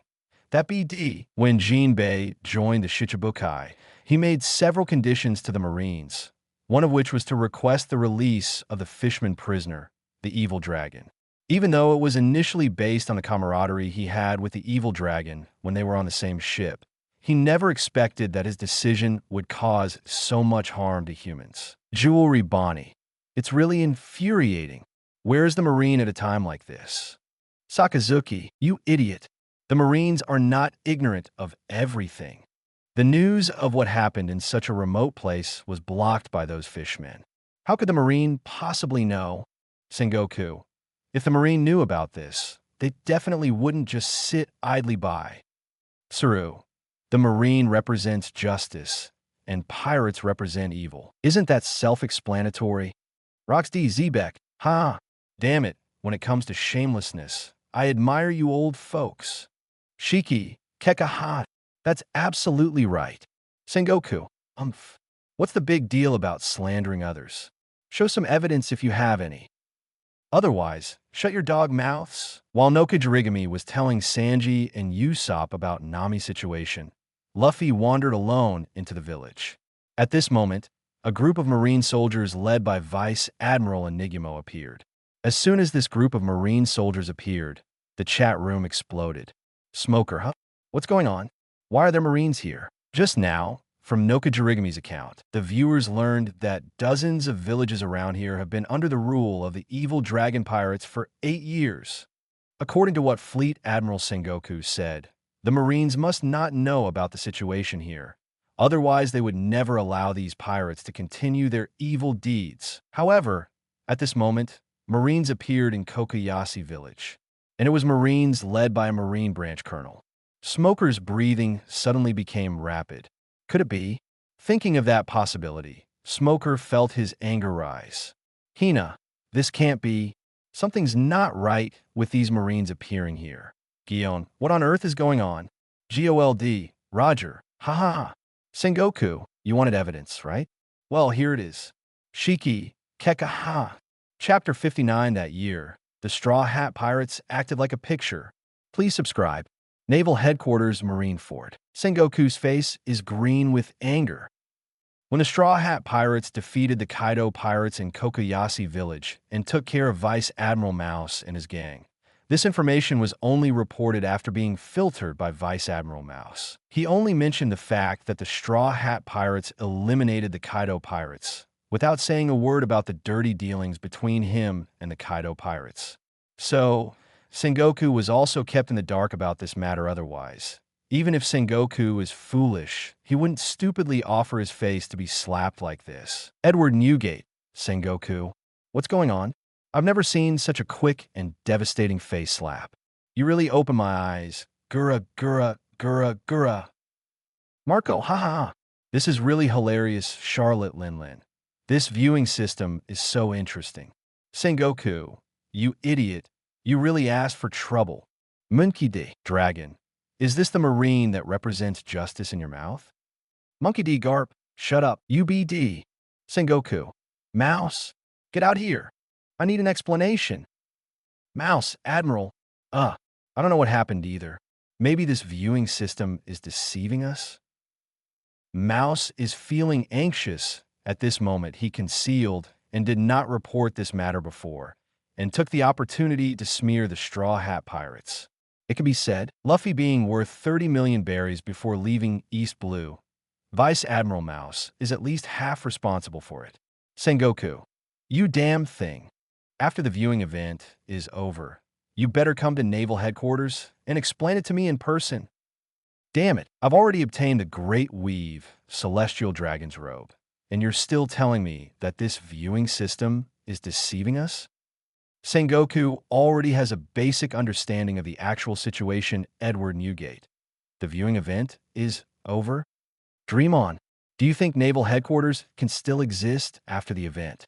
Sengoku, stop talking nonsense. It's just that there's one more Roger and one more Kazuki Oden, which directly enhances my strength. I'll let you bunch of monsters see the power of the Great Weave Celestial Dragon when the time comes. Oomph. GOLD. Roger, such arrogance.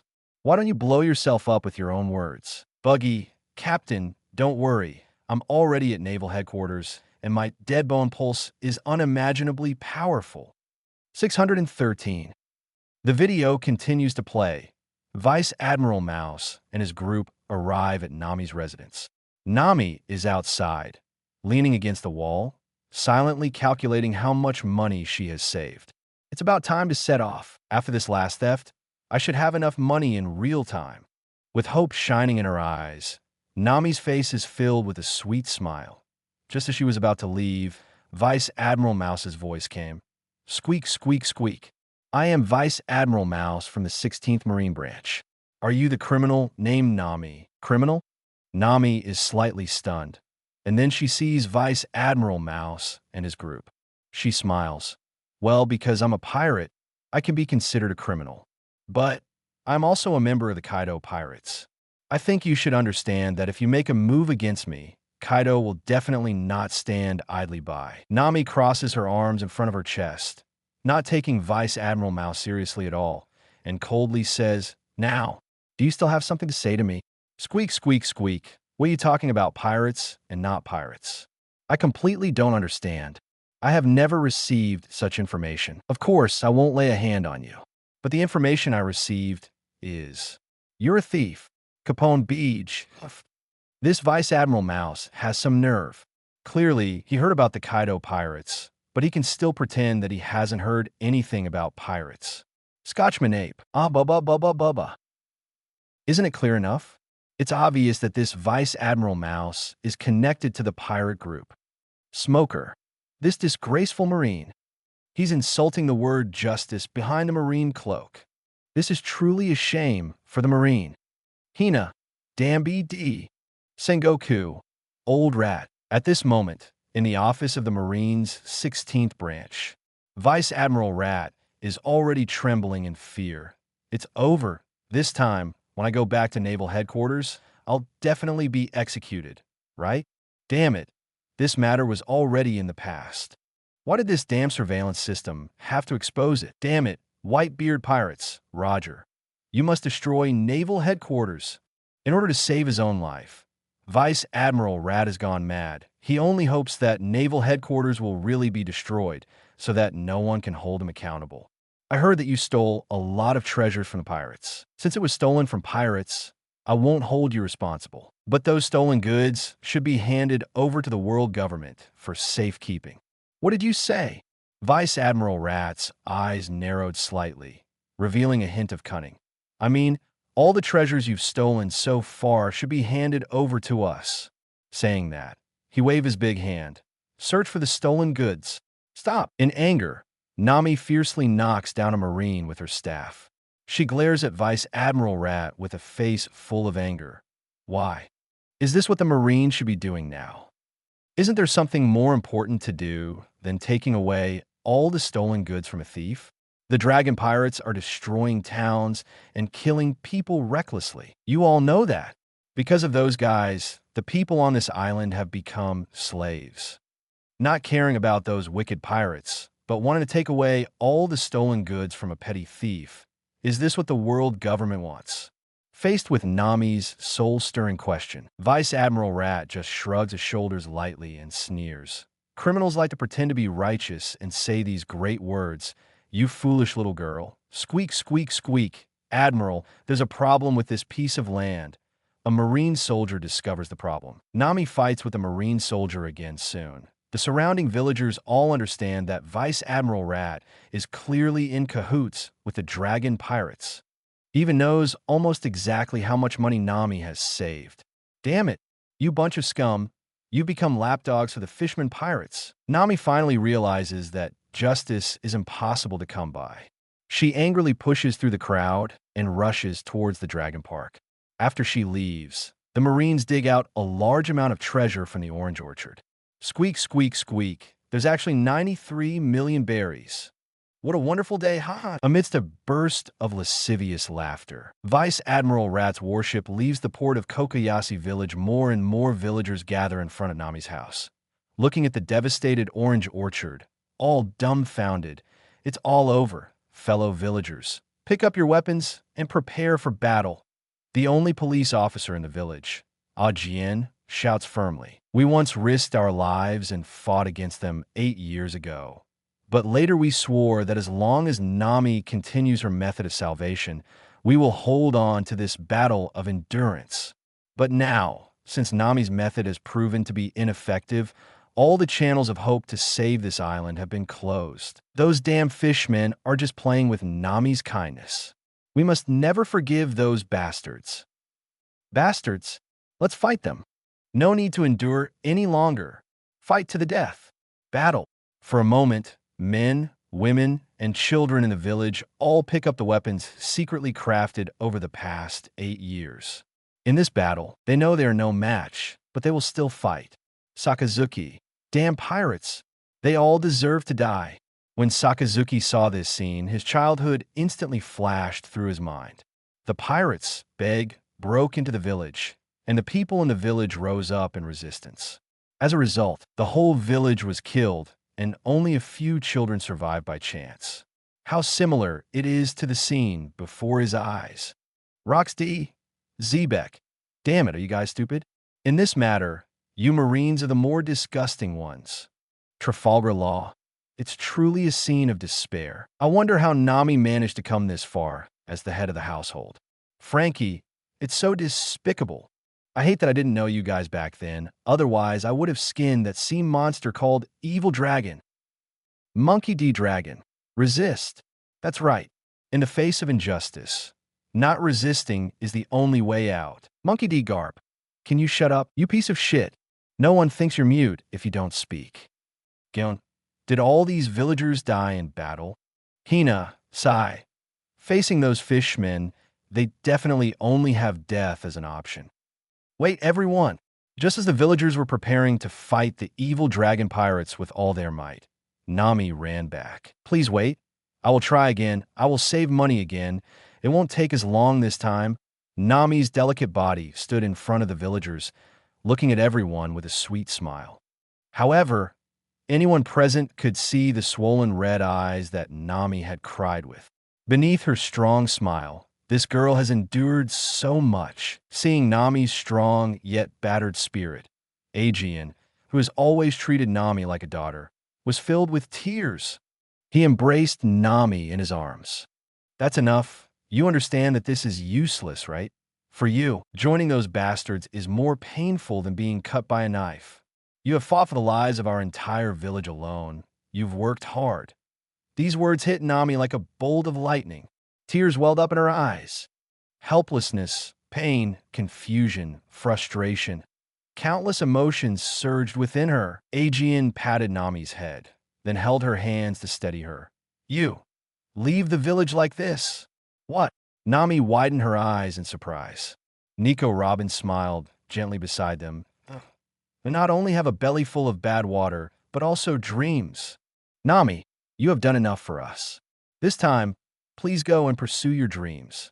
Nami, go and pursue your dreams. Leave this place. We will be proud of you. Please, you must leave. Don't let our last wish be in vain. The villagers were determined to die. At this moment, they only hoped that Nami could live happily and one day fulfill her own dreams. No, I won't allow you to go. I don't want to see anyone else being hurt by them. Nami pulled out a dagger and aimed it at the people in front of her, trying to stop everyone. However, Aegean calmly grabbed the blade with his hand. Allowing the fresh blood to flow from his palm, he showed no signs of pain. Make way, Nami. Aegean forcefully swung to the side, bringing Nami down to the ground as well.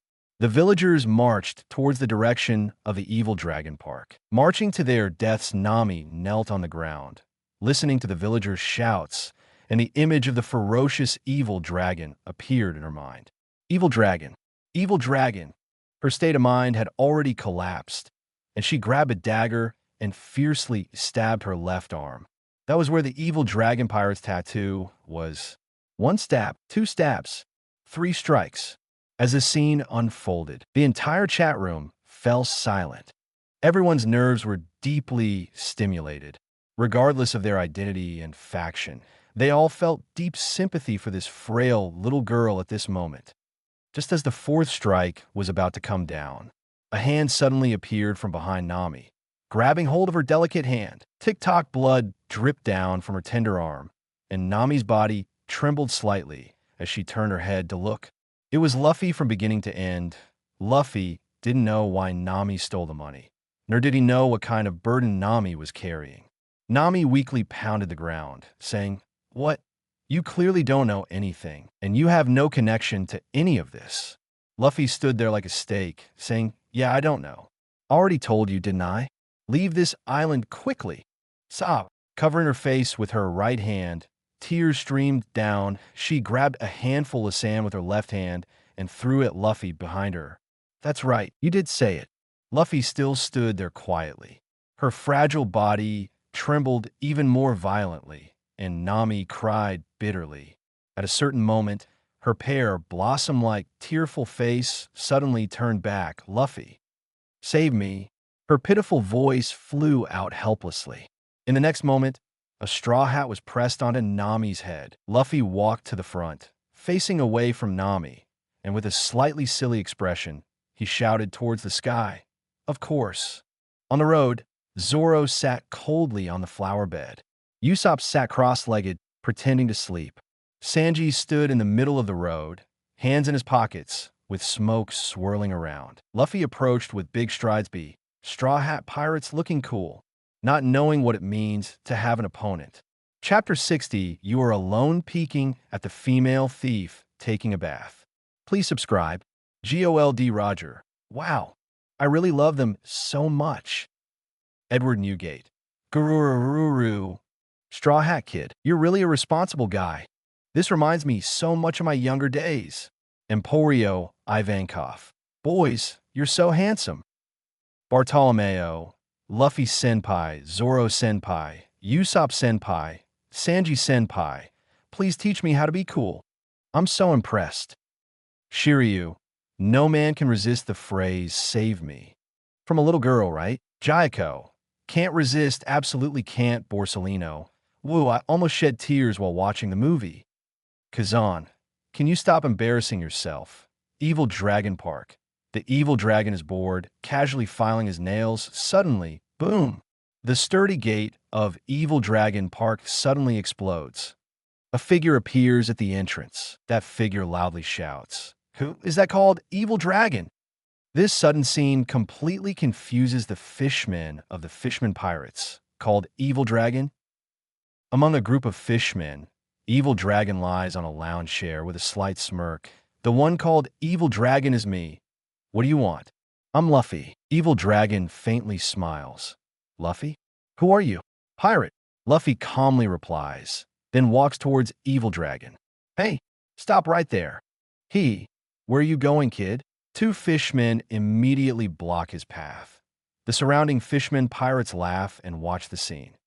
In their eyes, this is just a foolish human who came to humiliate himself.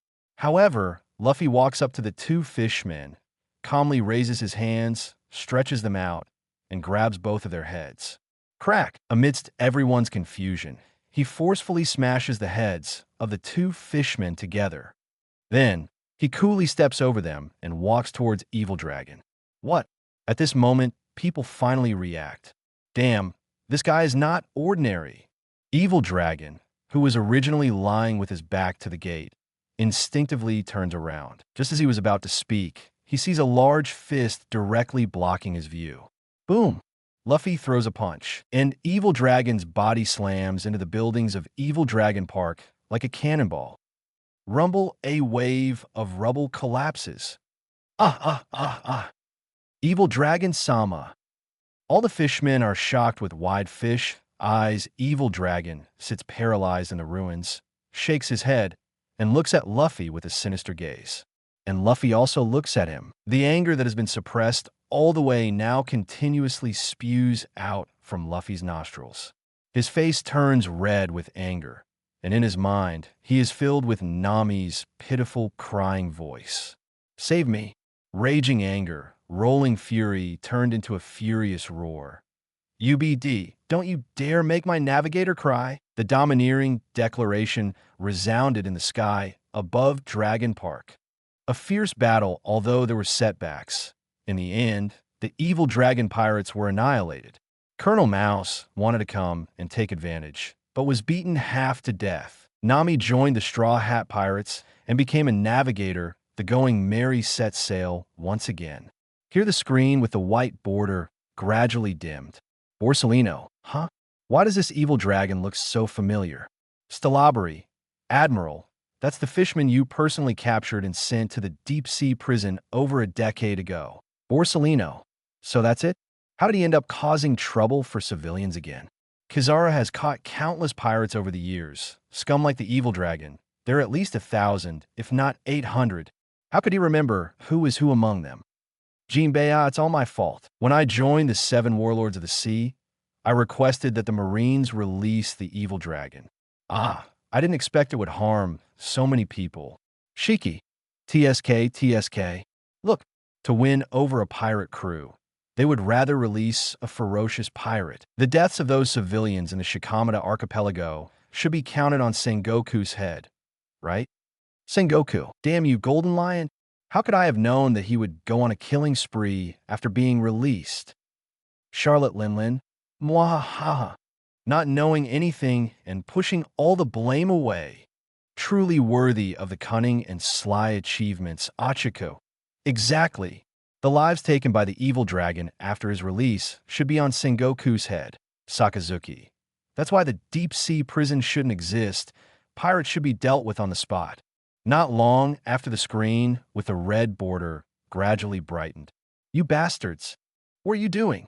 Let me go! Sanji woke up and found himself being taken away by Luffy and the others, struggling like a big worm, wriggling incessantly. Stop struggling. This is a letter from Zeph-san. Read it for yourself. Luffy placed a letter in front of Sanji. Sanji, treat this letter as if you're seeing me. I know you feel guilty about what happened to me and want to give me a peaceful retirement. But have you ever considered that the more you do this, the more guilty I will feel in my heart? Do you remember the ideals we once talked about? I know you will never forget. That is the all blue. In fact, all these years I have been looking for a pirate crew that is suitable for you to entrust to, but I have always been unsuccessful. Although Luffy and the others are not a pirate crew, I know that you are very suitable to join this team. Please forgive me and Luffy for taking you away in such a rude manner, because only this way can you take the first step. Also, be careful not to catch a cold in the strong sea breeze. From the person you call a smelly old man. After reading this letter, Sanji immediately stopped struggling. A sentence, be careful not to catch a cold in the strong sea breeze, instantly broke through Sanji's defenses. Zeph, huh? My focus over there is completely in line with mine. Vin smokes. Sanji, smelly old man. You really know how to make people cry. Kizu, on Red Luffy's side. It seems they haven't encountered Hawkeye Capone Beach. Of course not. Red Luffy set sail 3 years earlier than White Luffy. Even if Red Luffy spent more time on the journey, Hawkeye won't appear in that sea area for at least another 2.5 years. Usopp, wait. We also haven't encountered the Krieg pirates on our side. So when the Krieg pirates appear at the Bartai a couple of years later, won't the chefs there be in danger? Zeph, huh? That won't happen. Without Sanji, no one will provide food for Krieg and his 100 subordinates. By then, we will only beat them to death. Nami. Ha ha. Because of the consistent route, after sailing on the sea for half a month, the Mary arrived at the Zameda Islands. Although they didn't know this island and had no reason to go ashore, but routine docking for supplies is the most basic respect for the sea, no matter which port. It is the basic principle of the Poseidon to replenish food and fresh water before departure. After getting off the ship, the 5 people went ashore. Why do I feel like we've landed on a deserted island? Usopp looked around, and all he could see was jungle. Sanji took a puff of smoke and said, I guess we landed in the wrong place. There are people ahead. Suddenly, Luffy spoke. But the next moment, he showed a different expression. Why is it her? Who? The other 4 looked at Luffy in confusion. Luffy looked at Zoro and said, It's the little female thief who planned to steal our money and devil fruit. Oh. Her Zoro also showed a surprised expression. It's really fate to meet from thousands of miles away. Is she pretty? Sanji smirked and approached. He was pushed away by Luffy and Zoro at the same time. There's a wooden house in the jungle ahead. It seems to be her home. Huh. She took some treasures and went to the orange grove. With Luffy's observation haki, although the view was blocked by the dense forest ahead, Luffy could still clearly perceive Nami's every move. Luffy smirked. Hey, you actually peeped at the female thief bathing alone. Sanji grabbed Luffy's neck and protested angrily, saying that he was about to rush forward. Luffy reached out and held him back. Fool, what a mess. I saw that little female thief hiding money. Huh. Luffy happily showed his buck teeth. Huh. Is that something to be happy about? Sanji was confused. Damn it. I wasted my emotions for nothing. Luffy's mouth twisted into a Nike logo. Seeing her sneaky appearance, the money she stole must have been stolen from someone else. Since that's the case, let's steal her stolen money and teach her a lesson. Zoro's eyes lit up. Makes sense. Usopp said, that's right. We're doing justice by doing this. Please give flowers. Buggy nodded repeatedly. Great idea. The mantis stalks the cicada, unaware of the oriole behind. We are the oriole. When Sanji heard this, he immediately became angry. You bunch of bastards, you actually pay attention to a girl's money? No, I'm going to warn her right now. Immediately, Sanji ran forward. But before he took 2 steps, his eyes rolled back and he fainted. Little punk Conqueror's Haki really takes care of internal disputes. Luffy's mouth curled up slightly as he glanced at Zoro. Zoro immediately understood and stepped forward to hook his foot. Sanji was hooked on his shoulder and lifted up. This guy's Conqueror's Haki is really effective in dealing with all kinds of dissatisfaction within the team, Kid Eustace said. Ha ha! Sanji over there got hit by Luffy's Conqueror's Haki twice, which evens out with me over here. Usopp laughed. His efficiency is much higher than yours. It's only been a short time since he got on the ship, and he has already been hit twice. I think he will surpass you and become the leader of the Straw Hat Pirates with Conqueror's Haki, Roronoa Zoro said. Vince smoked Sanji. You damn green seaweed head. Stop talking nonsense. Nami, no way. Could it be that Luffy over there really stole my money? Monkey D. Luffy. Based on the current situation, it seems like it, but if you can explain your side of the story, I believe the me over there will definitely change their perspective of you and help you. Nico Robin. The problem is, I'm afraid Luffy and Nami will continue to misunderstand each other. The 5 of them sneakily come to the back of the wooden house and watch Nami burying something. After Nami leaves, Luffy waves his hand. Start digging. Buggy works hard. Hands and feet move swiftly. A few daggers quickly dig. Dig, dig, dig. In no time, a large treasure chest is dug out. Buggy opens it and his eyes light up. Ha! We hit the jackpot. Luffy, there's at least 60 million berries here. Looking at the golden treasure, Luffy feels great satisfaction. What are we waiting for? Let's take it away. When that little thief finds out, she'll cry. Ha! That's right. Let her think about stealing from us. Now, let her taste what it's like to be stolen from. Zoro nods. Exactly. Let the thief experience being stolen from. It's educational. Maybe because of this, she'll turn over a new leaf and never be a thief again, Usopp adds. Stop. At that moment, a fierce and angry shout suddenly comes from behind. Luffy and the others turn around and see a tan-skinned, blue-haired beauty holding a hammer, glaring at them with a threatening posture. You bastards! How dare you steal Nami's money? Nico Robin slightly lowers her body, ready to attack. Upon hearing Nico Robin mention Nami's name, Luffy instinctively makes a judgment. Yes, this is the accomplice of the little thief. Immediately, Luffy puts his hands on his hips and raises his chin. Hey, you're allowed to steal our money, but we're not allowed to steal yours? What kind of logic is that? Hearing this, Nico Robin trembles. Oh no, the owner has come to find them. Nico Robin has a sound mind. So when she hears that Luffy was someone who was stolen from by Nami, she immediately feels guilty.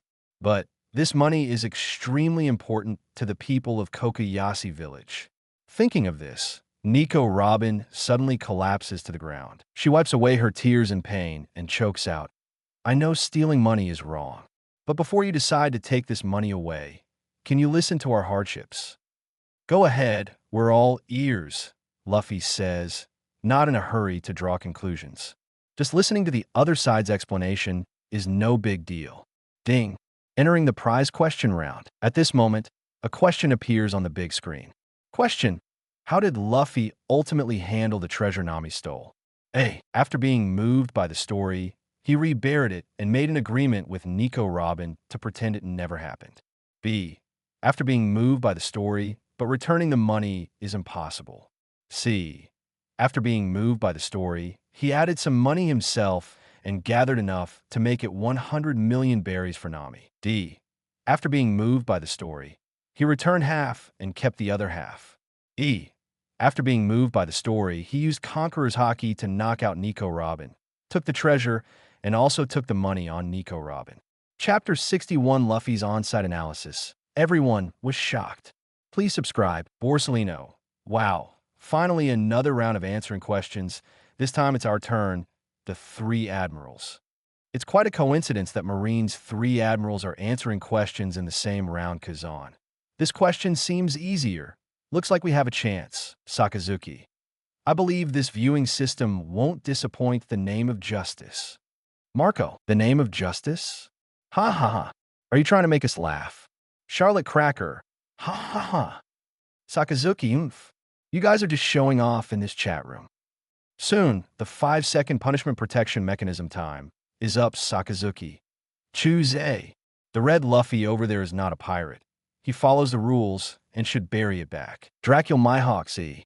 Don Quixote da Flamingo. Kuhuhu. Are you thinking too highly of that kid, Boa Hancock? I also choose C. Luffy-kun is very kind. Gecko Moria. Did you make a mistake? The Straw Hat Kid you like is different from the Red Straw Hat Kid over there. Boa Hancock. No matter which Luffy-kun it is, it's still Luffy-kun. I like them all, Sengoku. I also choose A. After all, he is Garp's grandson. He will definitely return it. Kazan. A. I also feel like it's A. Borsellino. Wow. All the chances for A are taken. I'll choose C. These two seem like the correct answers. True. Besides A and C, only D seems somewhat reasonable. I choose D. The chances for A and C are missed. Vice Admiral Tsuru picked the most reasonable one among the remaining three. Isho Fujitora. Choose E. Don Quixote da Flamingo. Kuho 250, huh? Another big shot, but what did you choose? Kazuki Odin. Do you understand? This is called reverse thinking. I also choose E. K. Choose E. Reverse thinking is sometimes very useful. The two guys who just benefited from reverse thinking continue without hesitation. Jai Giroshia Satanshii. I choose D. Charlotte Linlin. I also choose D. Monkey D. Luffy. Why don't any of them seem right at first glance?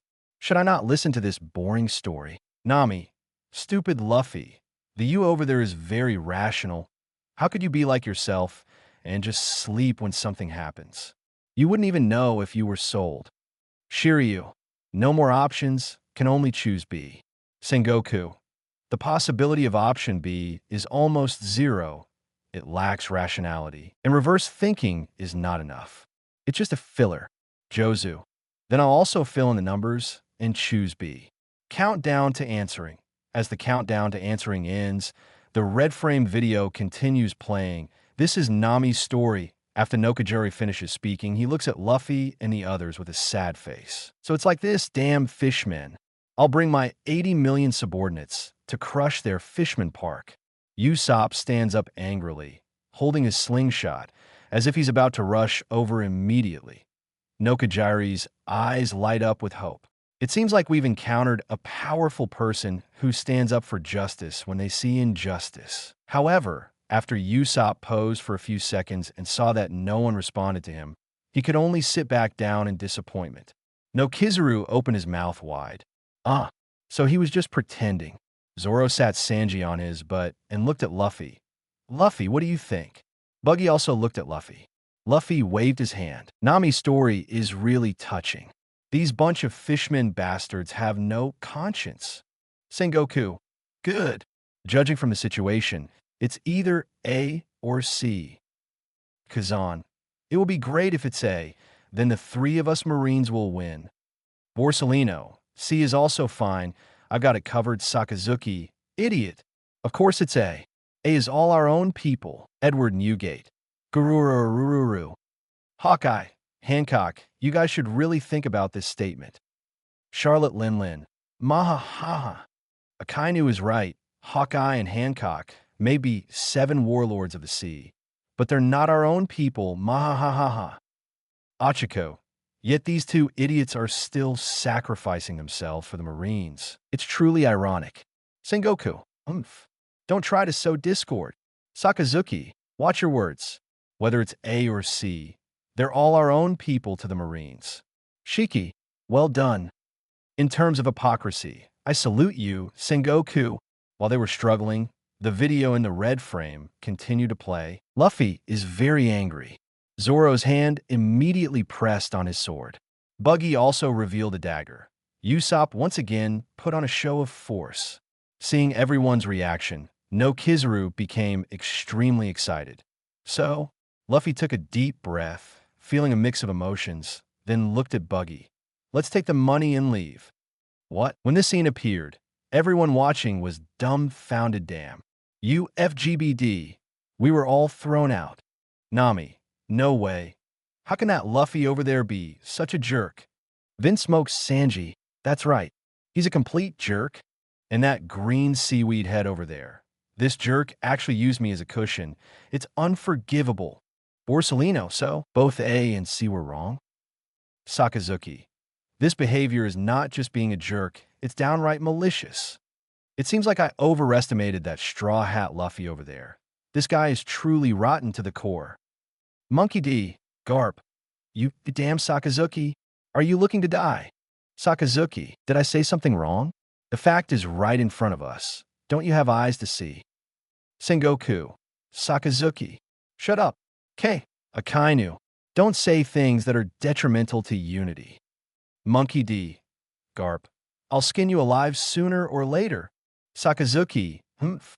Red Luffy's actions truly surprised everyone. This is truly bad. Buggy was busy rubbing his dagger and almost injured his back. After a momentary daze, he became happy because there were over 60 million berries here. So, Buggy immediately went to get the treasure chest. Nachi couldn't believe that she had revealed Nami's story, and the other party cruelly took the money. This money was the hope of the entire village. Without thinking too much, Nachi immediately pounced on the treasure chest and lay flat on top of it. She shouted, "If you want the money, you'll have to step over my dead body." Seeing this scene, Buggy laughed. "Little girl, it's useless. Luffy is a man with Conqueror's Haki. As long as he leaks a little bit, you'll faint instantly. There's no need to kill you. Luffy, what we're doing is wrong." Usopp couldn't help but say. Zoro wanted to say something, but he swallowed his words and reorganized his thoughts. "Luffy, I don't quite understand." Luffy shrugged. "What's there to not understand?" Looking at Nachi, Luffy calmly said, "She said it herself, so there are two possibilities. Either she's lying, or she's not lying. Everyone." Seems like a pointless statement? Luffy continued. "If she's lying, then should we take the money?" Yes, everyone nodded. Nachi immediately shouted angrily, "I'm not lying. Don't be hasty." Luffy made a calming gesture and continued. "If you're not lying, then we should take the money even more." Huh? Everyone had a puzzled expression. What kind of theory is this? Luffy looked at everyone. Haven't you thought about it? According to what she said, the dragon pirates genuinely hate humans, but they treat Nami differently. Why is that? Nachi quickly interjected. "Didn't I already say? It's because the dragon needs Nami to be his navigator, so he made her his subordinate." Yes, you did say that. But you haven't considered one thing. If the dragon is willing to make an exception for Nami, it means he has a great need for her navigation skills. This need is so strong that it can temporarily set aside his hatred for humans. And then you tell me that as long as Nami gathers 100 million berries, the dragon will spare the village and let Nami leave. Luffy looked at Nachi, raising an eyebrow as soon as these words were spoken. The surroundings fell silent. Usopp was the first to react. "Damn, that fishman is playing with Nami." Zoro furrowed his brows. "Indeed, even if Nami gathers 100 million berries, that dragon you mentioned won't let her go. On the contrary, because Nami has gathered the 100 million berries, the dragon won't even give her the slightest bit of dignity." Buggy said, "If that happens, that little girl will be in big trouble." Nachi let out a helpless cry. Her body slowly slid off the treasure chest and fell to the ground, enveloped in a sense of despair and helplessness. She's not an idiot. On the contrary, she's actually very smart. After Luffy's analysis, she was certain that if Nami gathered 100 million berries to redeem the village, it would be the beginning of Nami's nightmare. This money cannot be kept. Crane, Luffy's analytical ability is truly terrifying. Gion, yes, listening to the story, the others were all filled with passion. But Red Luffy was able to analyze the whole situation thoroughly in a very short time. Truly a powerful leader. Ben Beckman, I also thought of this, but I was a bit slower than Red Luffy. And since I was just an observer, it was easier for me to see the bigger picture. Clear and over there, Luffy himself is involved in this matter. His calmness and intelligence are truly terrifying. Nami, after listening to Luffy's analysis over there, Why do I feel like we can't keep this money? Frankie, haha.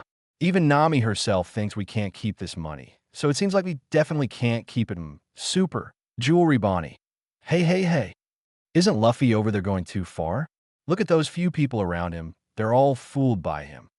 Trafalgar Law. Don't be ridiculous, you brainless glutton. The one leading the red straw hat is truly wise, not just fooling around Jewelry Bonnie. Law. Are you asking for trouble? Trafalgar Law. You can come if you want. As a surgeon, if you want, I can switch your brain with that big bear's brain and help you improve your intelligence. Capone Beach. Haha. Scratchman Apu. Abba Baba. Jewelry Bonnie. BD. You better not fall into my hands. What are you waiting for? Take the money and leave. Luffy looks at Buggy, then nods towards the treasure chest. All right. Buggy naturally doesn't hesitate. Immediately locks the treasure chest, then lifts it onto his shoulder with a little effort.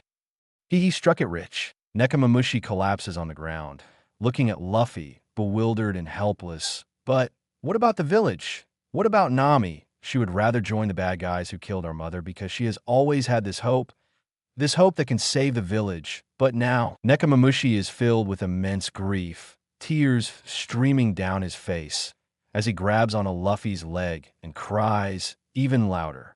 You personally shattered Nami's only hope, but now you want to just pat your butt and leave. You have to take responsibility for Nami.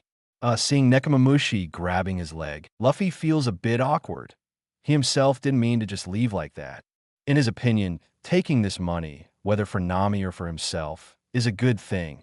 As for the dragon pirates harming civilians, he definitely won't just sit idly by. After all, Luffy set sail to see this beautiful world. So if he encounters some ugly things during his journey, as long as it's something within his power, Luffy doesn't mind taking action. Luffy looks at Nekomamushi. You should let go first. However, Nekomamushi tightens her grip even more. Don't let go. You have to take responsibility for Nami. Luffy rolls his eyes, saying helplessly, if you don't let go, how can I take responsibility? As soon as these words are spoken, Nekomamushi trembles slightly. But then, she suddenly realizes something and weakly lets go. I'm sorry. I was driven by despair. You guys should go. Quickly leave this island. I don't have to take responsibility anymore. Luffy is full of question marks, not knowing what Nekomamushi is up to. Nekomamushi walks dejectedly to the side, sitting down next to an orange tree, gazing sadly at the sea. It's useless. Even if you want to take responsibility, you can't bear this burden. Those fishmen are too powerful, you guys. It's impossible. Tears of sadness overflow from her hazy eyes as Nekomamushi completely falls into despair. Chapter 62, The Old Man Looks Like a Marshal in You. Please subscribe. Sengoku. Damn it. So the answer to this question is really B. Rox D. Zebek. Looks like the entire Marine Force got it wrong. Gion. No, I chose B. Jozu. I also chose B. Marco. Great job, Joseph. Edward Newgate. Gurururu. Ding. The top 3 winners of this quiz are Gion, Jozu, and Abai. Congratulations to both of you for winning rewards. Congratulations to Gion for receiving the Night King card. Congratulations to Jozu for receiving the fully leveled Armament Haki Experience Pack. Ding! Due to the Night King card being a magical item from the other world, a special note is made. Night King card note. Absorbing this card will grant you the full power of Night King Artoria. Sengoku. Night King? What kind of ability is that? Borsalino. Sounds like a powerful warrior riding a horse. If they excel in mounted combat, wouldn't that be a bit unsuitable for our world? Kaku. Riding a horse? Hey. Gion would look so cool like that. Gion. This Night King is actually a powerful swordsman, but not the kind we typically imagine. They are more like a swordsman with devil fruit abilities. Tsuru. So, are you very powerful now? Gion. Very powerful. I should be no weaker than an admiral, but I won't know for sure until I try. Sengoku. Alright, let's raise the strength of our marine camp even further. Dash upon learning of Gion's significantly increased strength, Sengoku couldn't help but smile Edward Newgate. Sengoku, don't get too cocky too soon. My son also received a reward, and it's the fully leveled Armament Haki Experience Pack. This reward, I think it doesn't need any explanation. Everyone should know what it means. Whitebeard's words instantly interrupted the high morale of the Marines.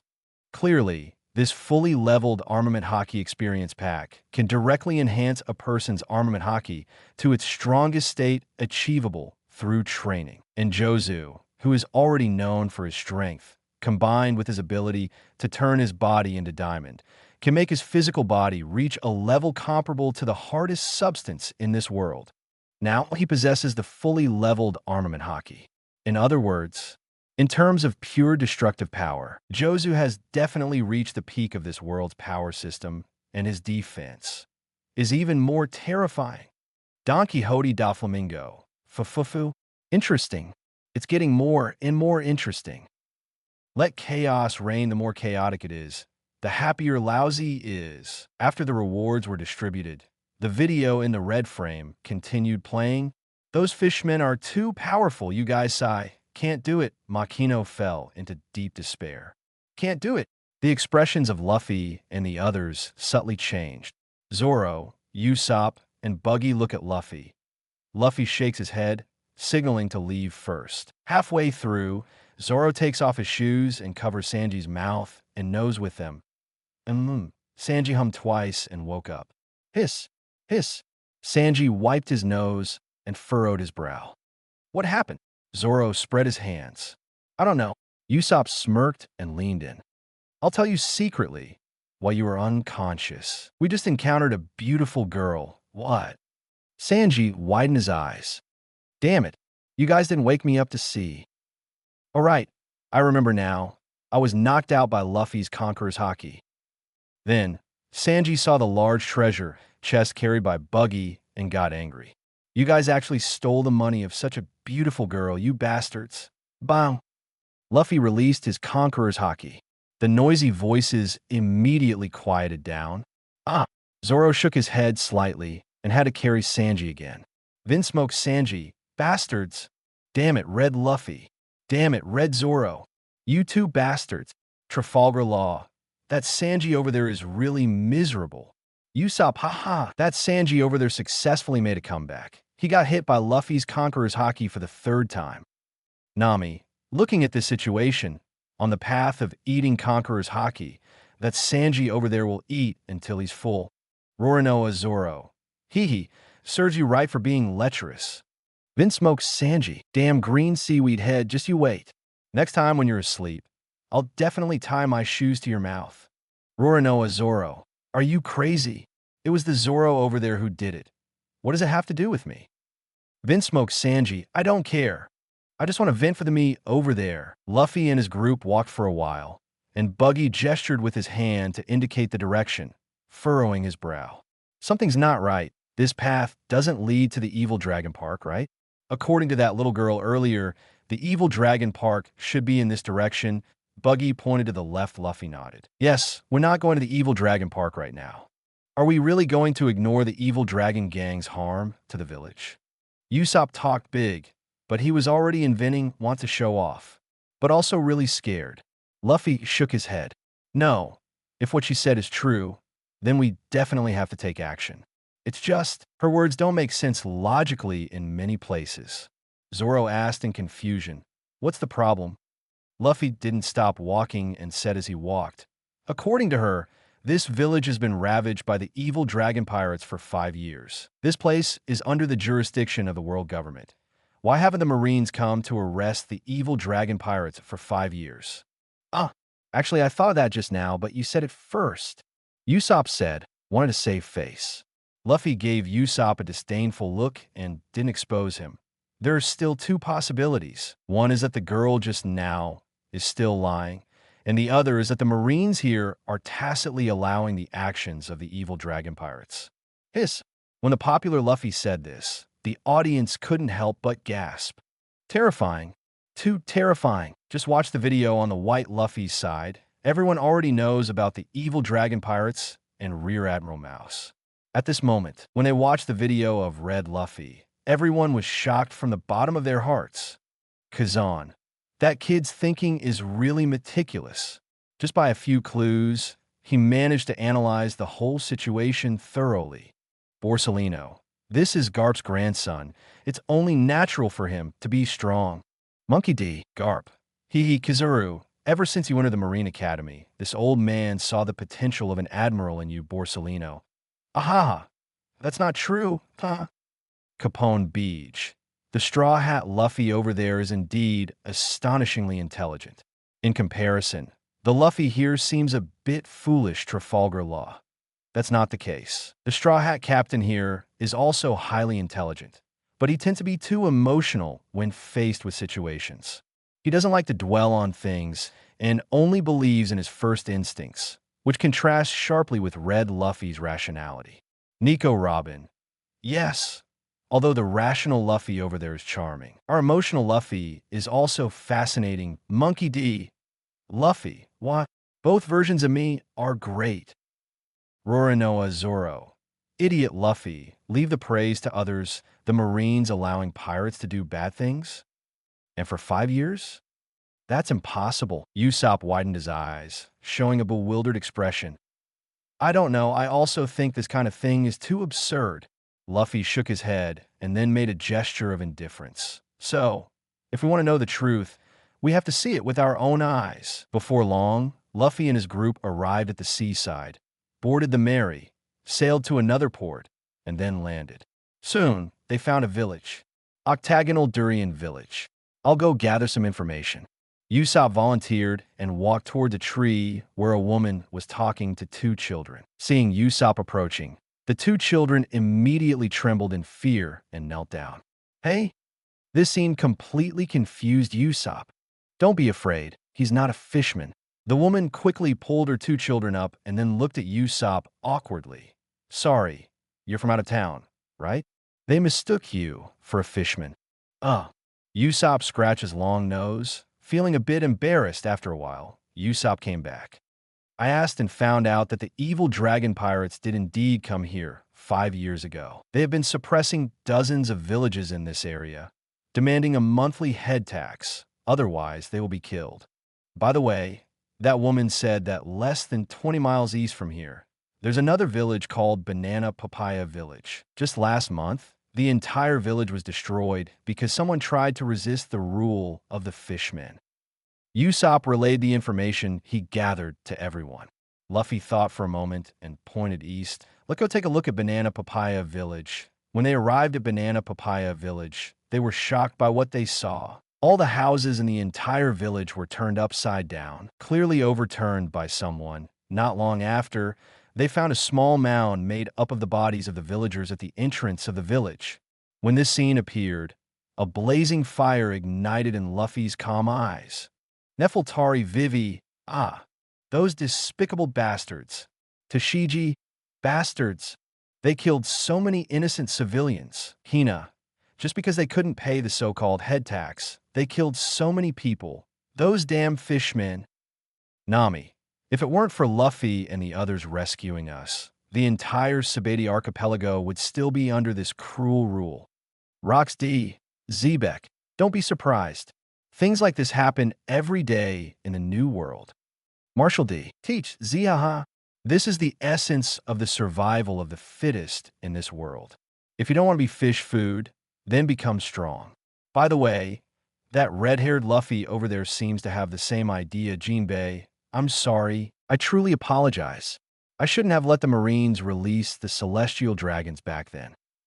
On a desolate ground covered in rocks and weeds, the bodies of the entire village are piled up here, rotting and emitting a foul smell with mosquitoes and flies buzzing around. Upon seeing such a gruesome and unsettling scene, Usopp let out a startled cry. He then covered his throat and violently vomited to the side. Zoro, who had been a bounty hunter for several years and had killed people before, couldn't help but feel his stomach churn in the face of this situation. Buggy's mouth twitched. Even though he had been in the New World, he had never seen such a gruesome scene before. Luffy stared at the scene before him, his gaze fixed for a long time. The bodies of these people were broken as if forcibly snapped, and their deaths were filled with unimaginable pain. No one dared to bury them after death, so they were left piled up in the wilderness, still being devoured by wild beasts. In Luffy's mind, he could almost see the desperate cries of these people when the fishermen pirates mercilessly killed them. Luffy understood the law of the jungle from a young age, so he trained desperately, wanting to become strong, so as not to become one of these people before him. But he always believed that the term survival of the fittest should not be used in human society. Strength doesn't necessarily mean devouring the weak. Luffy, Zoro called out softly. Luffy didn't say anything, his eyes fixed on a mountain of corpses. Then he extended his right hand and stretched it out. With a swoosh, Usopp's small satchel appeared in his hand. Luffy rummaged through the satchel and quickly found a bottle of oil. Plop! He opened the bottle cap. Luffy extended his arm, raised it high, and circled around the mountain of corpses, pouring the oil down. The next moment, boom! A raging fire ignited. Luffy returned the small satchel to Usopp, then turned and walked away. "Where are we going?" Buggy followed, unable to help but ask. "Evil. Dragon. Park." 4 words filled with resentment and hatred were fiercely uttered from Luffy's mouth. Under the reflection of the blazing fire, the 4 figures, one by one, slowly walked towards the distance. Amidst the burning flames, there were crackling sounds, as if the villagers of Banana Papaya Village were expressing their gratitude through words. Chapter 63. This Luffy will make up the knife Charlotte pudding. We also have to deal with the Big Mom pirates over there. The Straw Hat Kids on both sides are heading in the same direction, Charlotte Cracker. Ha ha. After all that fuss, we're still taking the same path in the end, aren't we? Guion. But there's a big difference here. White Luffy has always been for Nami. He came for Nami and fought for Nami. And Red Luffy was truly ignited with killing intent by the scene just now. Crane. Our Luffy acts on impulse, while their Red Luffy acts rationally. Even someone as rational as Red Luffy has such resolute killing intent, showing just how despicable these fishermen pirates are. GOLD. Roger. I actually quite like Red Luffy's way of doing things. Honestly, in this treacherous world, you have to ensure your own survival first before you can help others. Edward Newgate. Well said, Roger. Arriving at the shore, Luffy and his group boarded the merry-go and headed straight to the Dragon Park. Dragon Park. This is a large fisherman living base built by the water. You could directly enter the interior of Dragon Park from the sea. Under the sunset, the setting sun reflects on the sea, casting a golden glow on the merry-go. The burning clouds on the horizon silently watch over Luffy and his group, just like the raging flames of Banana Papaya Village. Buzz. Suddenly, Luffy furrowed his brows slightly. Do you guys feel it? What? Zoro, Buggy, Usopp, and Sanji were all taken aback. It's nothing. Luffy felt a bit puzzled.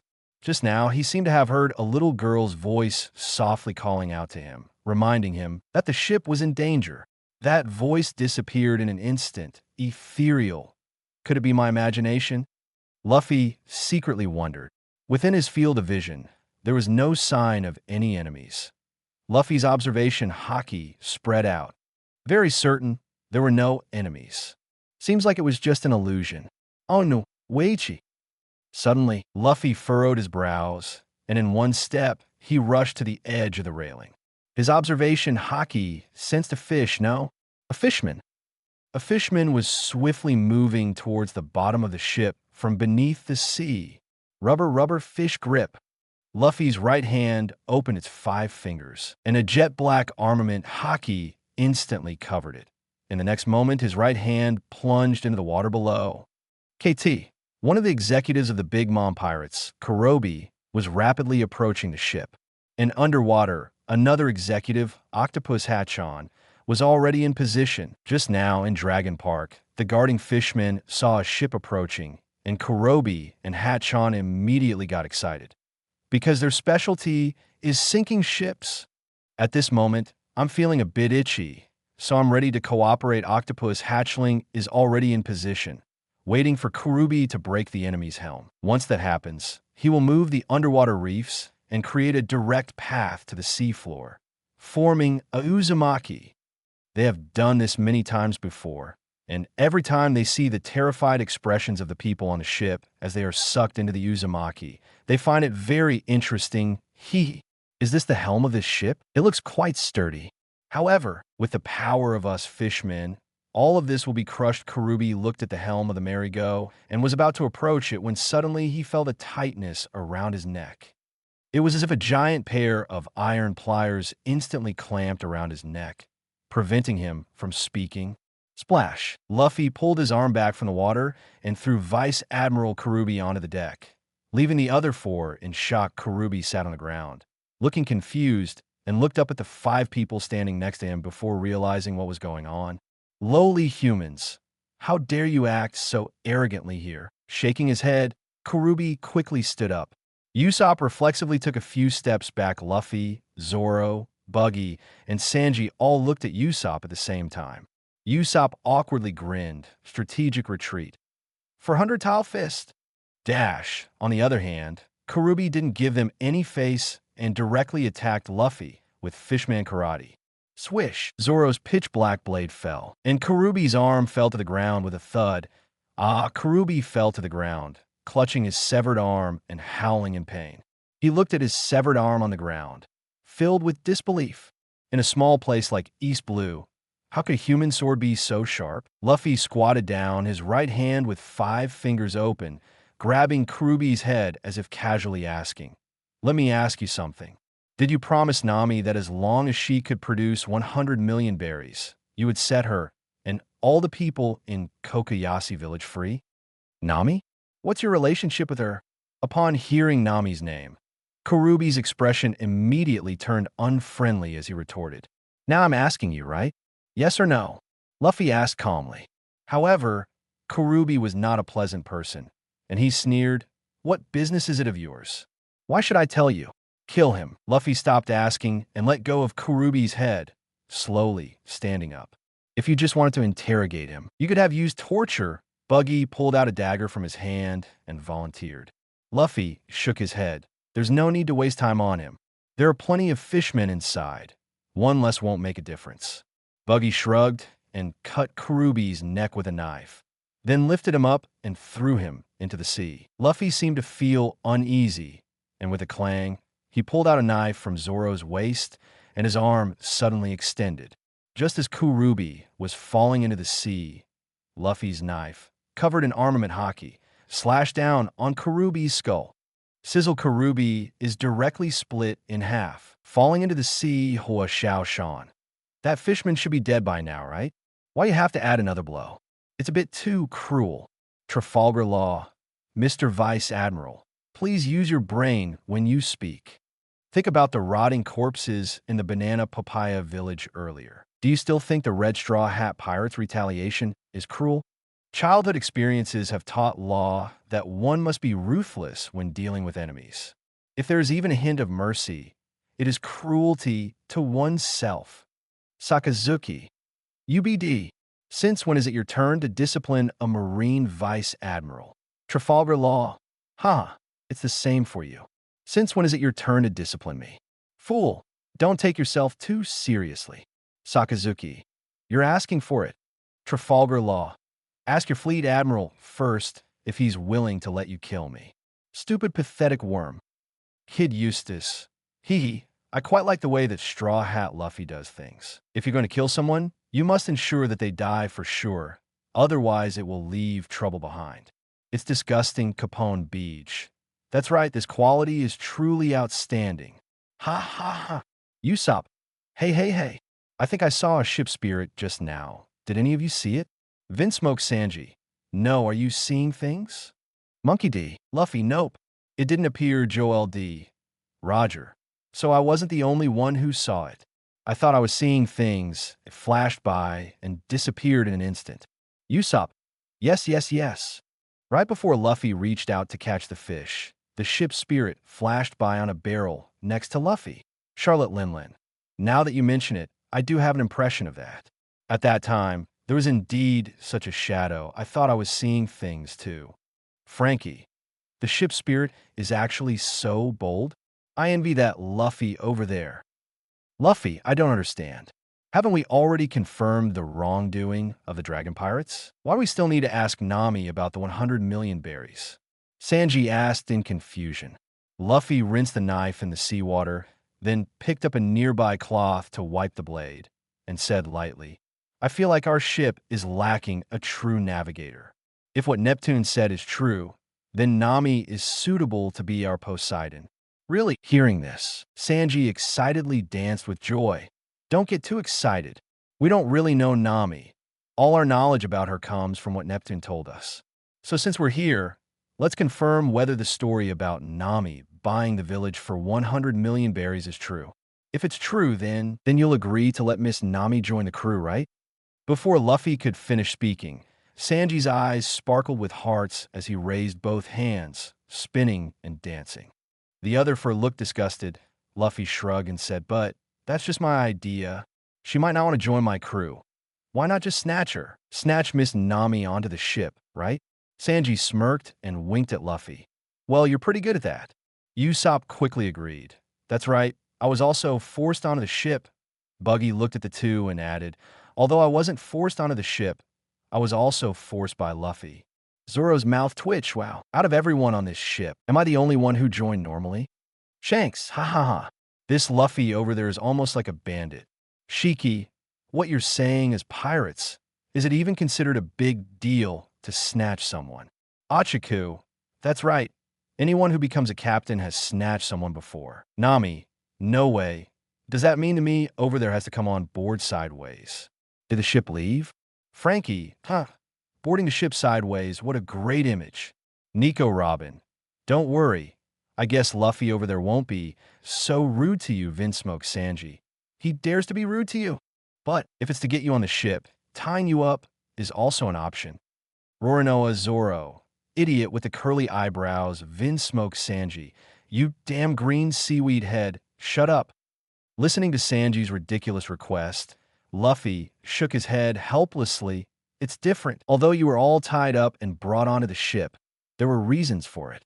Usopp, you wanted to set sail yourself, and I tied you up because you kept shouting about wanting to be the captain. Actually, if we had just left, you would have followed us. Sanji, it's similar for you. You wanted to find the blue sea, and Uncle Zeph also hoped you could set sail, so he tied you up and brought you on a ship. Then what about me? I'm definitely not the one who wanted to be with you guys, right? Buggy quickly pointed at himself. Luffy nodded. Yeah, you definitely didn't volunteer. But at that time, you guys wanted to rob me and Zoro. Normally, I should have killed you. But I needed a guide at the time, so I didn't harm your crew. Buggy's face twitched. I might as well not ask. Luffy smiled. Although that was indeed my initial thought, overall, we've had a pleasant journey together. My promise to you still stands. Once we reach the Grand Line, you can go back to your pirate crew. By the way, if everything goes smoothly this time, Nami can become our navigator, and we won't need you as a guide anymore. We can release you early.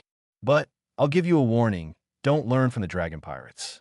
If I find out, I'll come back and kill you. Buggy froze. Why are we suddenly parting ways?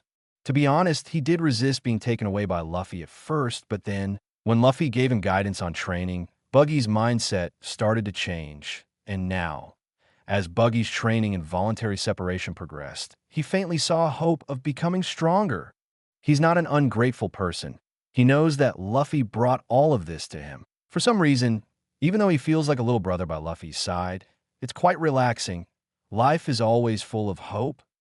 Although those days of shouting and having a group of lackeys come over to flatter him seem majestic, now that he thinks about it, it's like being a fool. But in the end, he came onto Luffy's ship as a guide, not like the others. Buggy sighed silently in his heart. He forced out a difficult smile. Don't worry, Luffy. There are no born evil people in this world, and I'm not some crazy guy. I'll remember your words. Luffy nodded. Then he pointed forward with his hand. Set sail, heading towards the Dragon Park. All right, Usopp pulled the sail hard, adjusting the direction. The merry-go sailed toward the Dragon Park. Chapter 64, since we're going to do it, we must do it otherwise. There will be endless troubles. Sakazuki. Encouraging pirates to do good? Haha, utterly foolish. Upon seeing the video, Sakazuki couldn't help but laugh when he heard that Luffy, the red-haired, was advising Buggy not to follow the ways of the evil dragon pirates. Pirates are pirates. How could they stop doing evil just because of a few words from you? Naive. Ben Beckman. What? Pirates must always be bad? Marines must always be good? What about what happened with Vice Admiral Rat just now? Ask Sengoku if the slap mark on his face has disappeared. Shanks. I think Buggy said it well. No one is born evil. In this world, there are many villains, but every villain has a reason for being evil. I believe Buggy won't become like the dragon pirates. Gold Roger.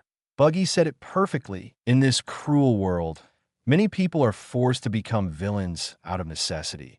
But even villains surely have their own goodness to protect. Of course, except for someone like Rox. Rox D. Z-Beck. Damn it. Roger, are you targeting me? I wasn't always a killer. Even though I'm dead, I still remember the first person I killed. It was because he thought I smelled bad and gave me a big slap, telling me to get lost. Monkey D. Garp. Haha, Rox. Don't try to wash yourself clean. Others look down on you, and you kill people. Although that's a bit excessive, it's not a big problem. But just because of that, you turned into a bloodthirsty monster, which shows that you are inherently evil.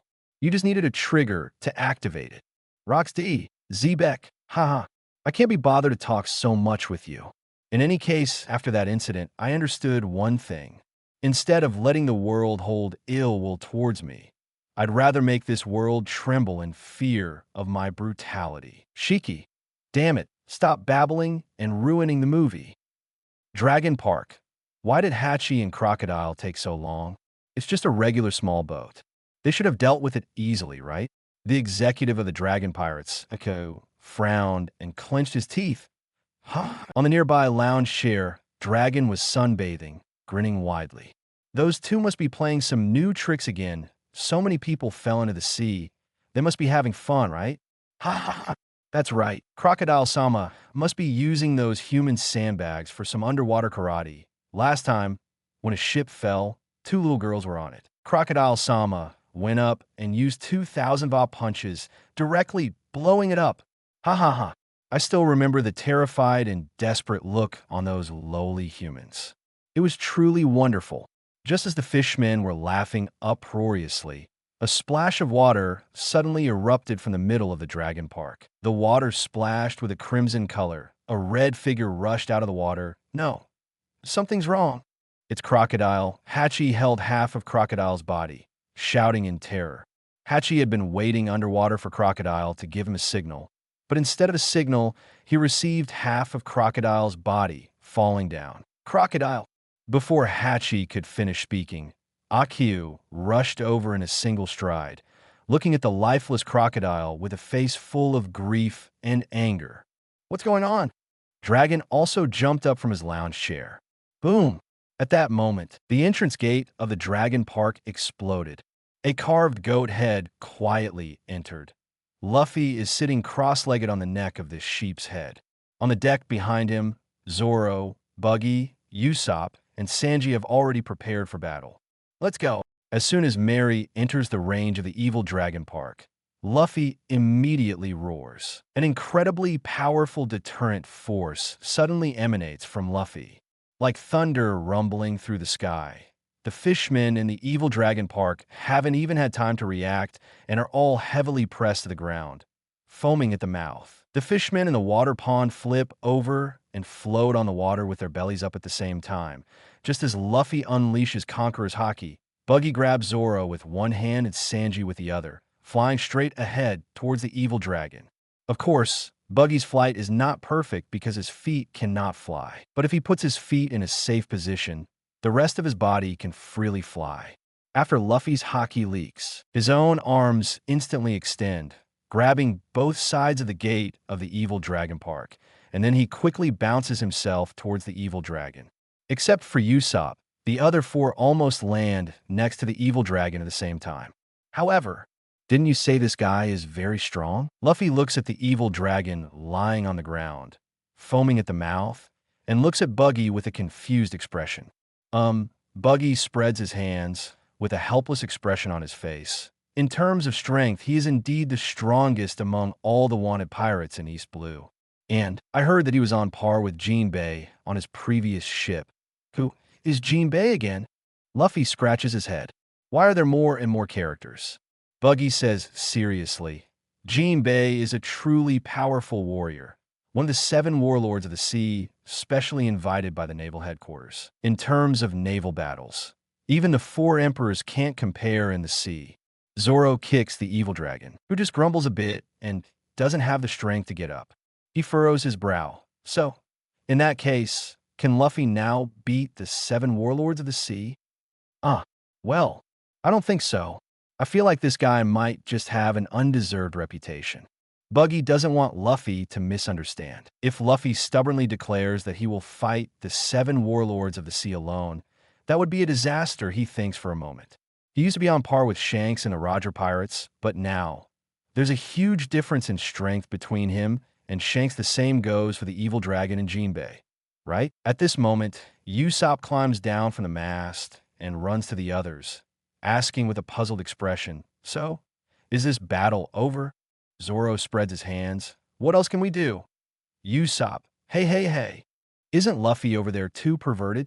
He just released 1 Conqueror's Haki and wiped out the evil dragon pirates. Roronoa Zoro, this battle is too easy. Jinbei, impressive indeed. But he actually called me which onion. Poor Gasti Ace. Haha. Jinbei, don't mind it. My little brother speaks his mind without any ill intentions. Marco, that's a big blue onion. But Ace, that's the power of Luffy. Port Gasti, Ace, he's still my little brother over there. Keen, this is really hilarious. The Red Luffy actually planned a beheading operation in advance. He released Conqueror's Haki to deal with all the small fries, and then the whole crew launched a surprise attack on the evil dragon. Zuoki. That evil dragon fish was lucky to have been stunned. Otherwise, it would have been scared half to death by this sudden attack. Trafalgar Law. What kind of ability does that evil dragon have that requires the captain of the Red Straw Hat Pirates to be so cautious? He has strength, intelligence, and can carefully consider things. If that Red Luffy could become a Marine, he would definitely be the best successor to Admiral Sengoku. Gon, and he even covers for his teammates in battle. Monkey D. Garp?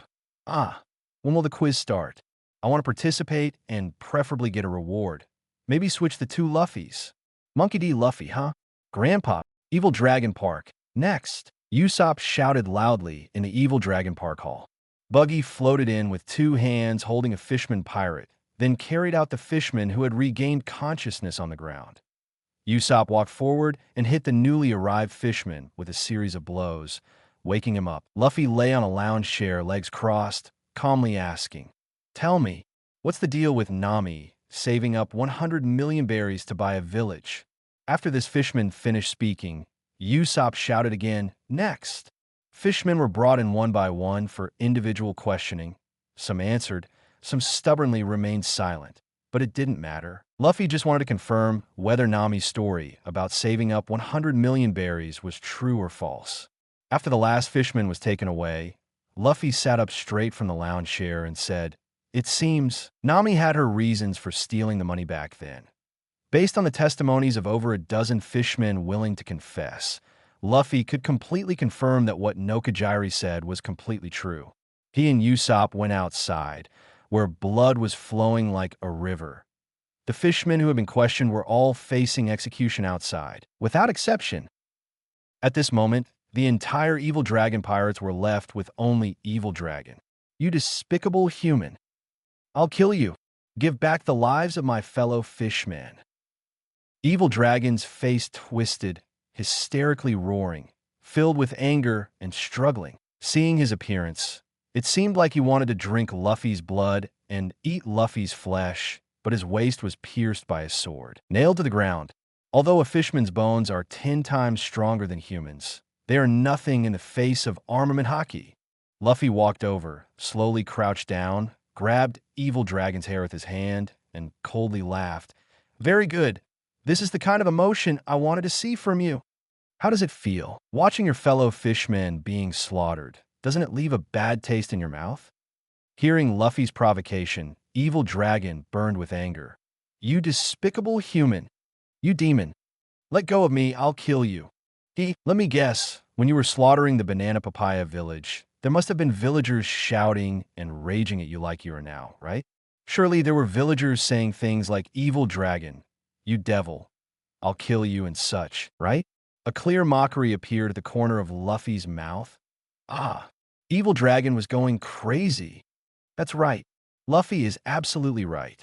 When they massacred the Banana Papaya village, those people first begged desperately, and in the end, when there was no hope, they became hysterical, cursing and screaming. Isn't it just like him now?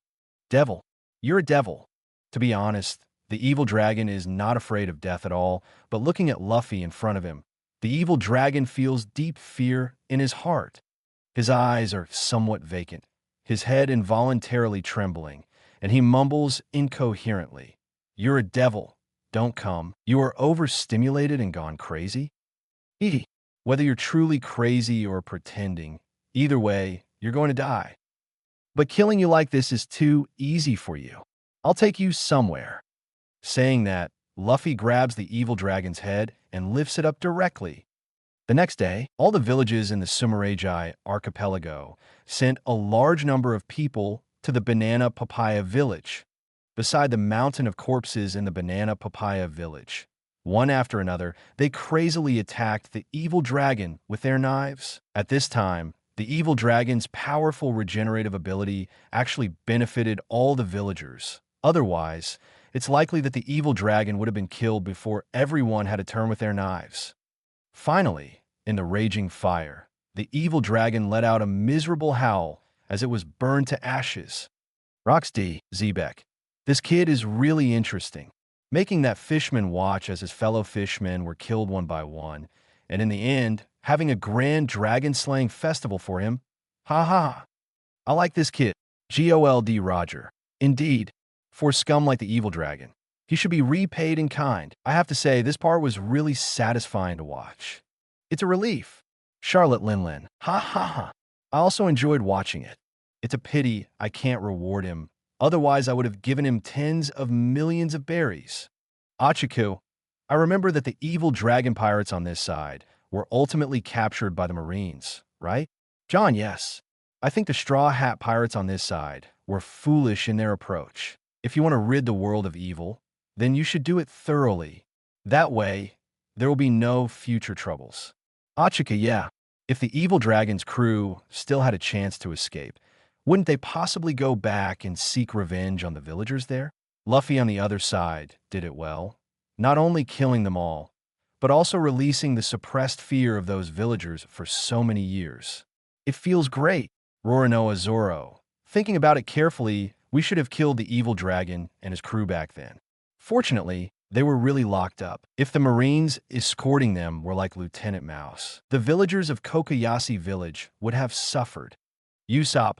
Actually, after the Black Cat pirates were driven away before, I've been worried that they would go back and seek revenge on the villagers. If we had killed them at that time, or taken them in for the bounty, we wouldn't have so many worries now. Nami, listening to you guys, I feel really scared. Luffy, in the future, when dealing with bad people, we have to be ruthless when necessary. Nico Robin, all right, everyone, let's not talk about it anymore. Don't try to change Luffy. The current Luffy is fine. If we really need to do something like uprooting the grass, I'll take action. Monkey D. Luffy. I will seriously consider what everyone said. Chapter 65 Buggy. Let me bear the charge of killing Marine for you. Oh no, this is bad.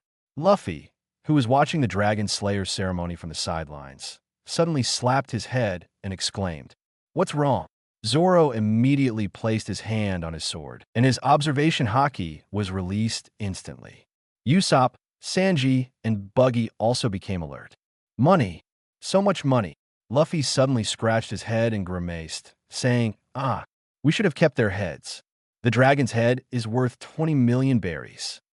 Looking at the dragon that had slowly turned to ashes in the flames, Luffy's heart was bleeding. Ever since he learned that pirates could exchange bounties for money, Luffy finally dared to eat openly. But if he didn't pay attention to earning money in his daily life, his savings would eventually be depleted. Just the thought of losing 20 million berries like this, Luffy was frustrated and jumped in place. No, we have to hurry to Dragon Park. The fishmen's heads are still there. Let's pack them up and exchange them for money. With this in mind, Luffy quickly pulled everyone along. When they arrived at Dragon Park, they happened to see Nami there. Luffy asked everyone to quickly pack the heads while he had something to ask Nami. "Beautiful, miss. Did we do a good job?" Sanji approached Nami, trying to strike up a conversation. "That was Luffy's doing. What does it have to do with you?" Zoro directly pulled Sanji away. "How did you get here?" Luffy came to Nami's side and asked with some confusion. According to reason, at this time, everyone should be participating in the Dragon Slayer tournament. It was very unreasonable for Nami to appear here. Nami isn't in the village, so I came here to check. If she's not here either, then Nami might have gone out to steal money again. Thinking that Nami still didn't know that the whole village had regained its freedom, Nami felt extremely sorry for her. That silly girl, she didn't know that she had targeted that group of pirates. She didn't know how difficult those pirates were to deal with. By the way, I haven't properly thanked you yet, Luffy, for saving all of us. Suddenly remembering Luffy's great kindness, Nami knelt directly in front of Luffy. "Hey, what are you doing?" Luffy quickly lifted Nami up. He said seriously, "I defeated the Dragon's group not because of your story, but because they deserved it. Relax, you don't owe me anything." However, Nami was very persistent. "No matter what you say, you're the great benefactor of all of us in the Syrup Village." Luffy waved his hand. "All right, let's not talk about this. I have a question for you. I want to invite your sister, Nami, to be my navigator. Do you think she will agree?" Upon hearing this, Nami's eyes lit up. She will definitely agree. Nami's dream was something Nami knew very well. Since she was a child, she dreamed of drawing a map of the entire world. Previously, because of the havoc caused by the dragon pirates, Nami's dream had been completely locked away. And now, the evil dragon pirates have been completely wiped out. Nami should also go pursue her own dream. And isn't a captain as righteous as Luffy the perfect captain that Nami has always dreamed of? Thinking about this, from the bottom of her heart, Nami feels happy, however. Her response left Luffy stunned. Are you sure?" Luffy looked at Nami with confusion. Yes.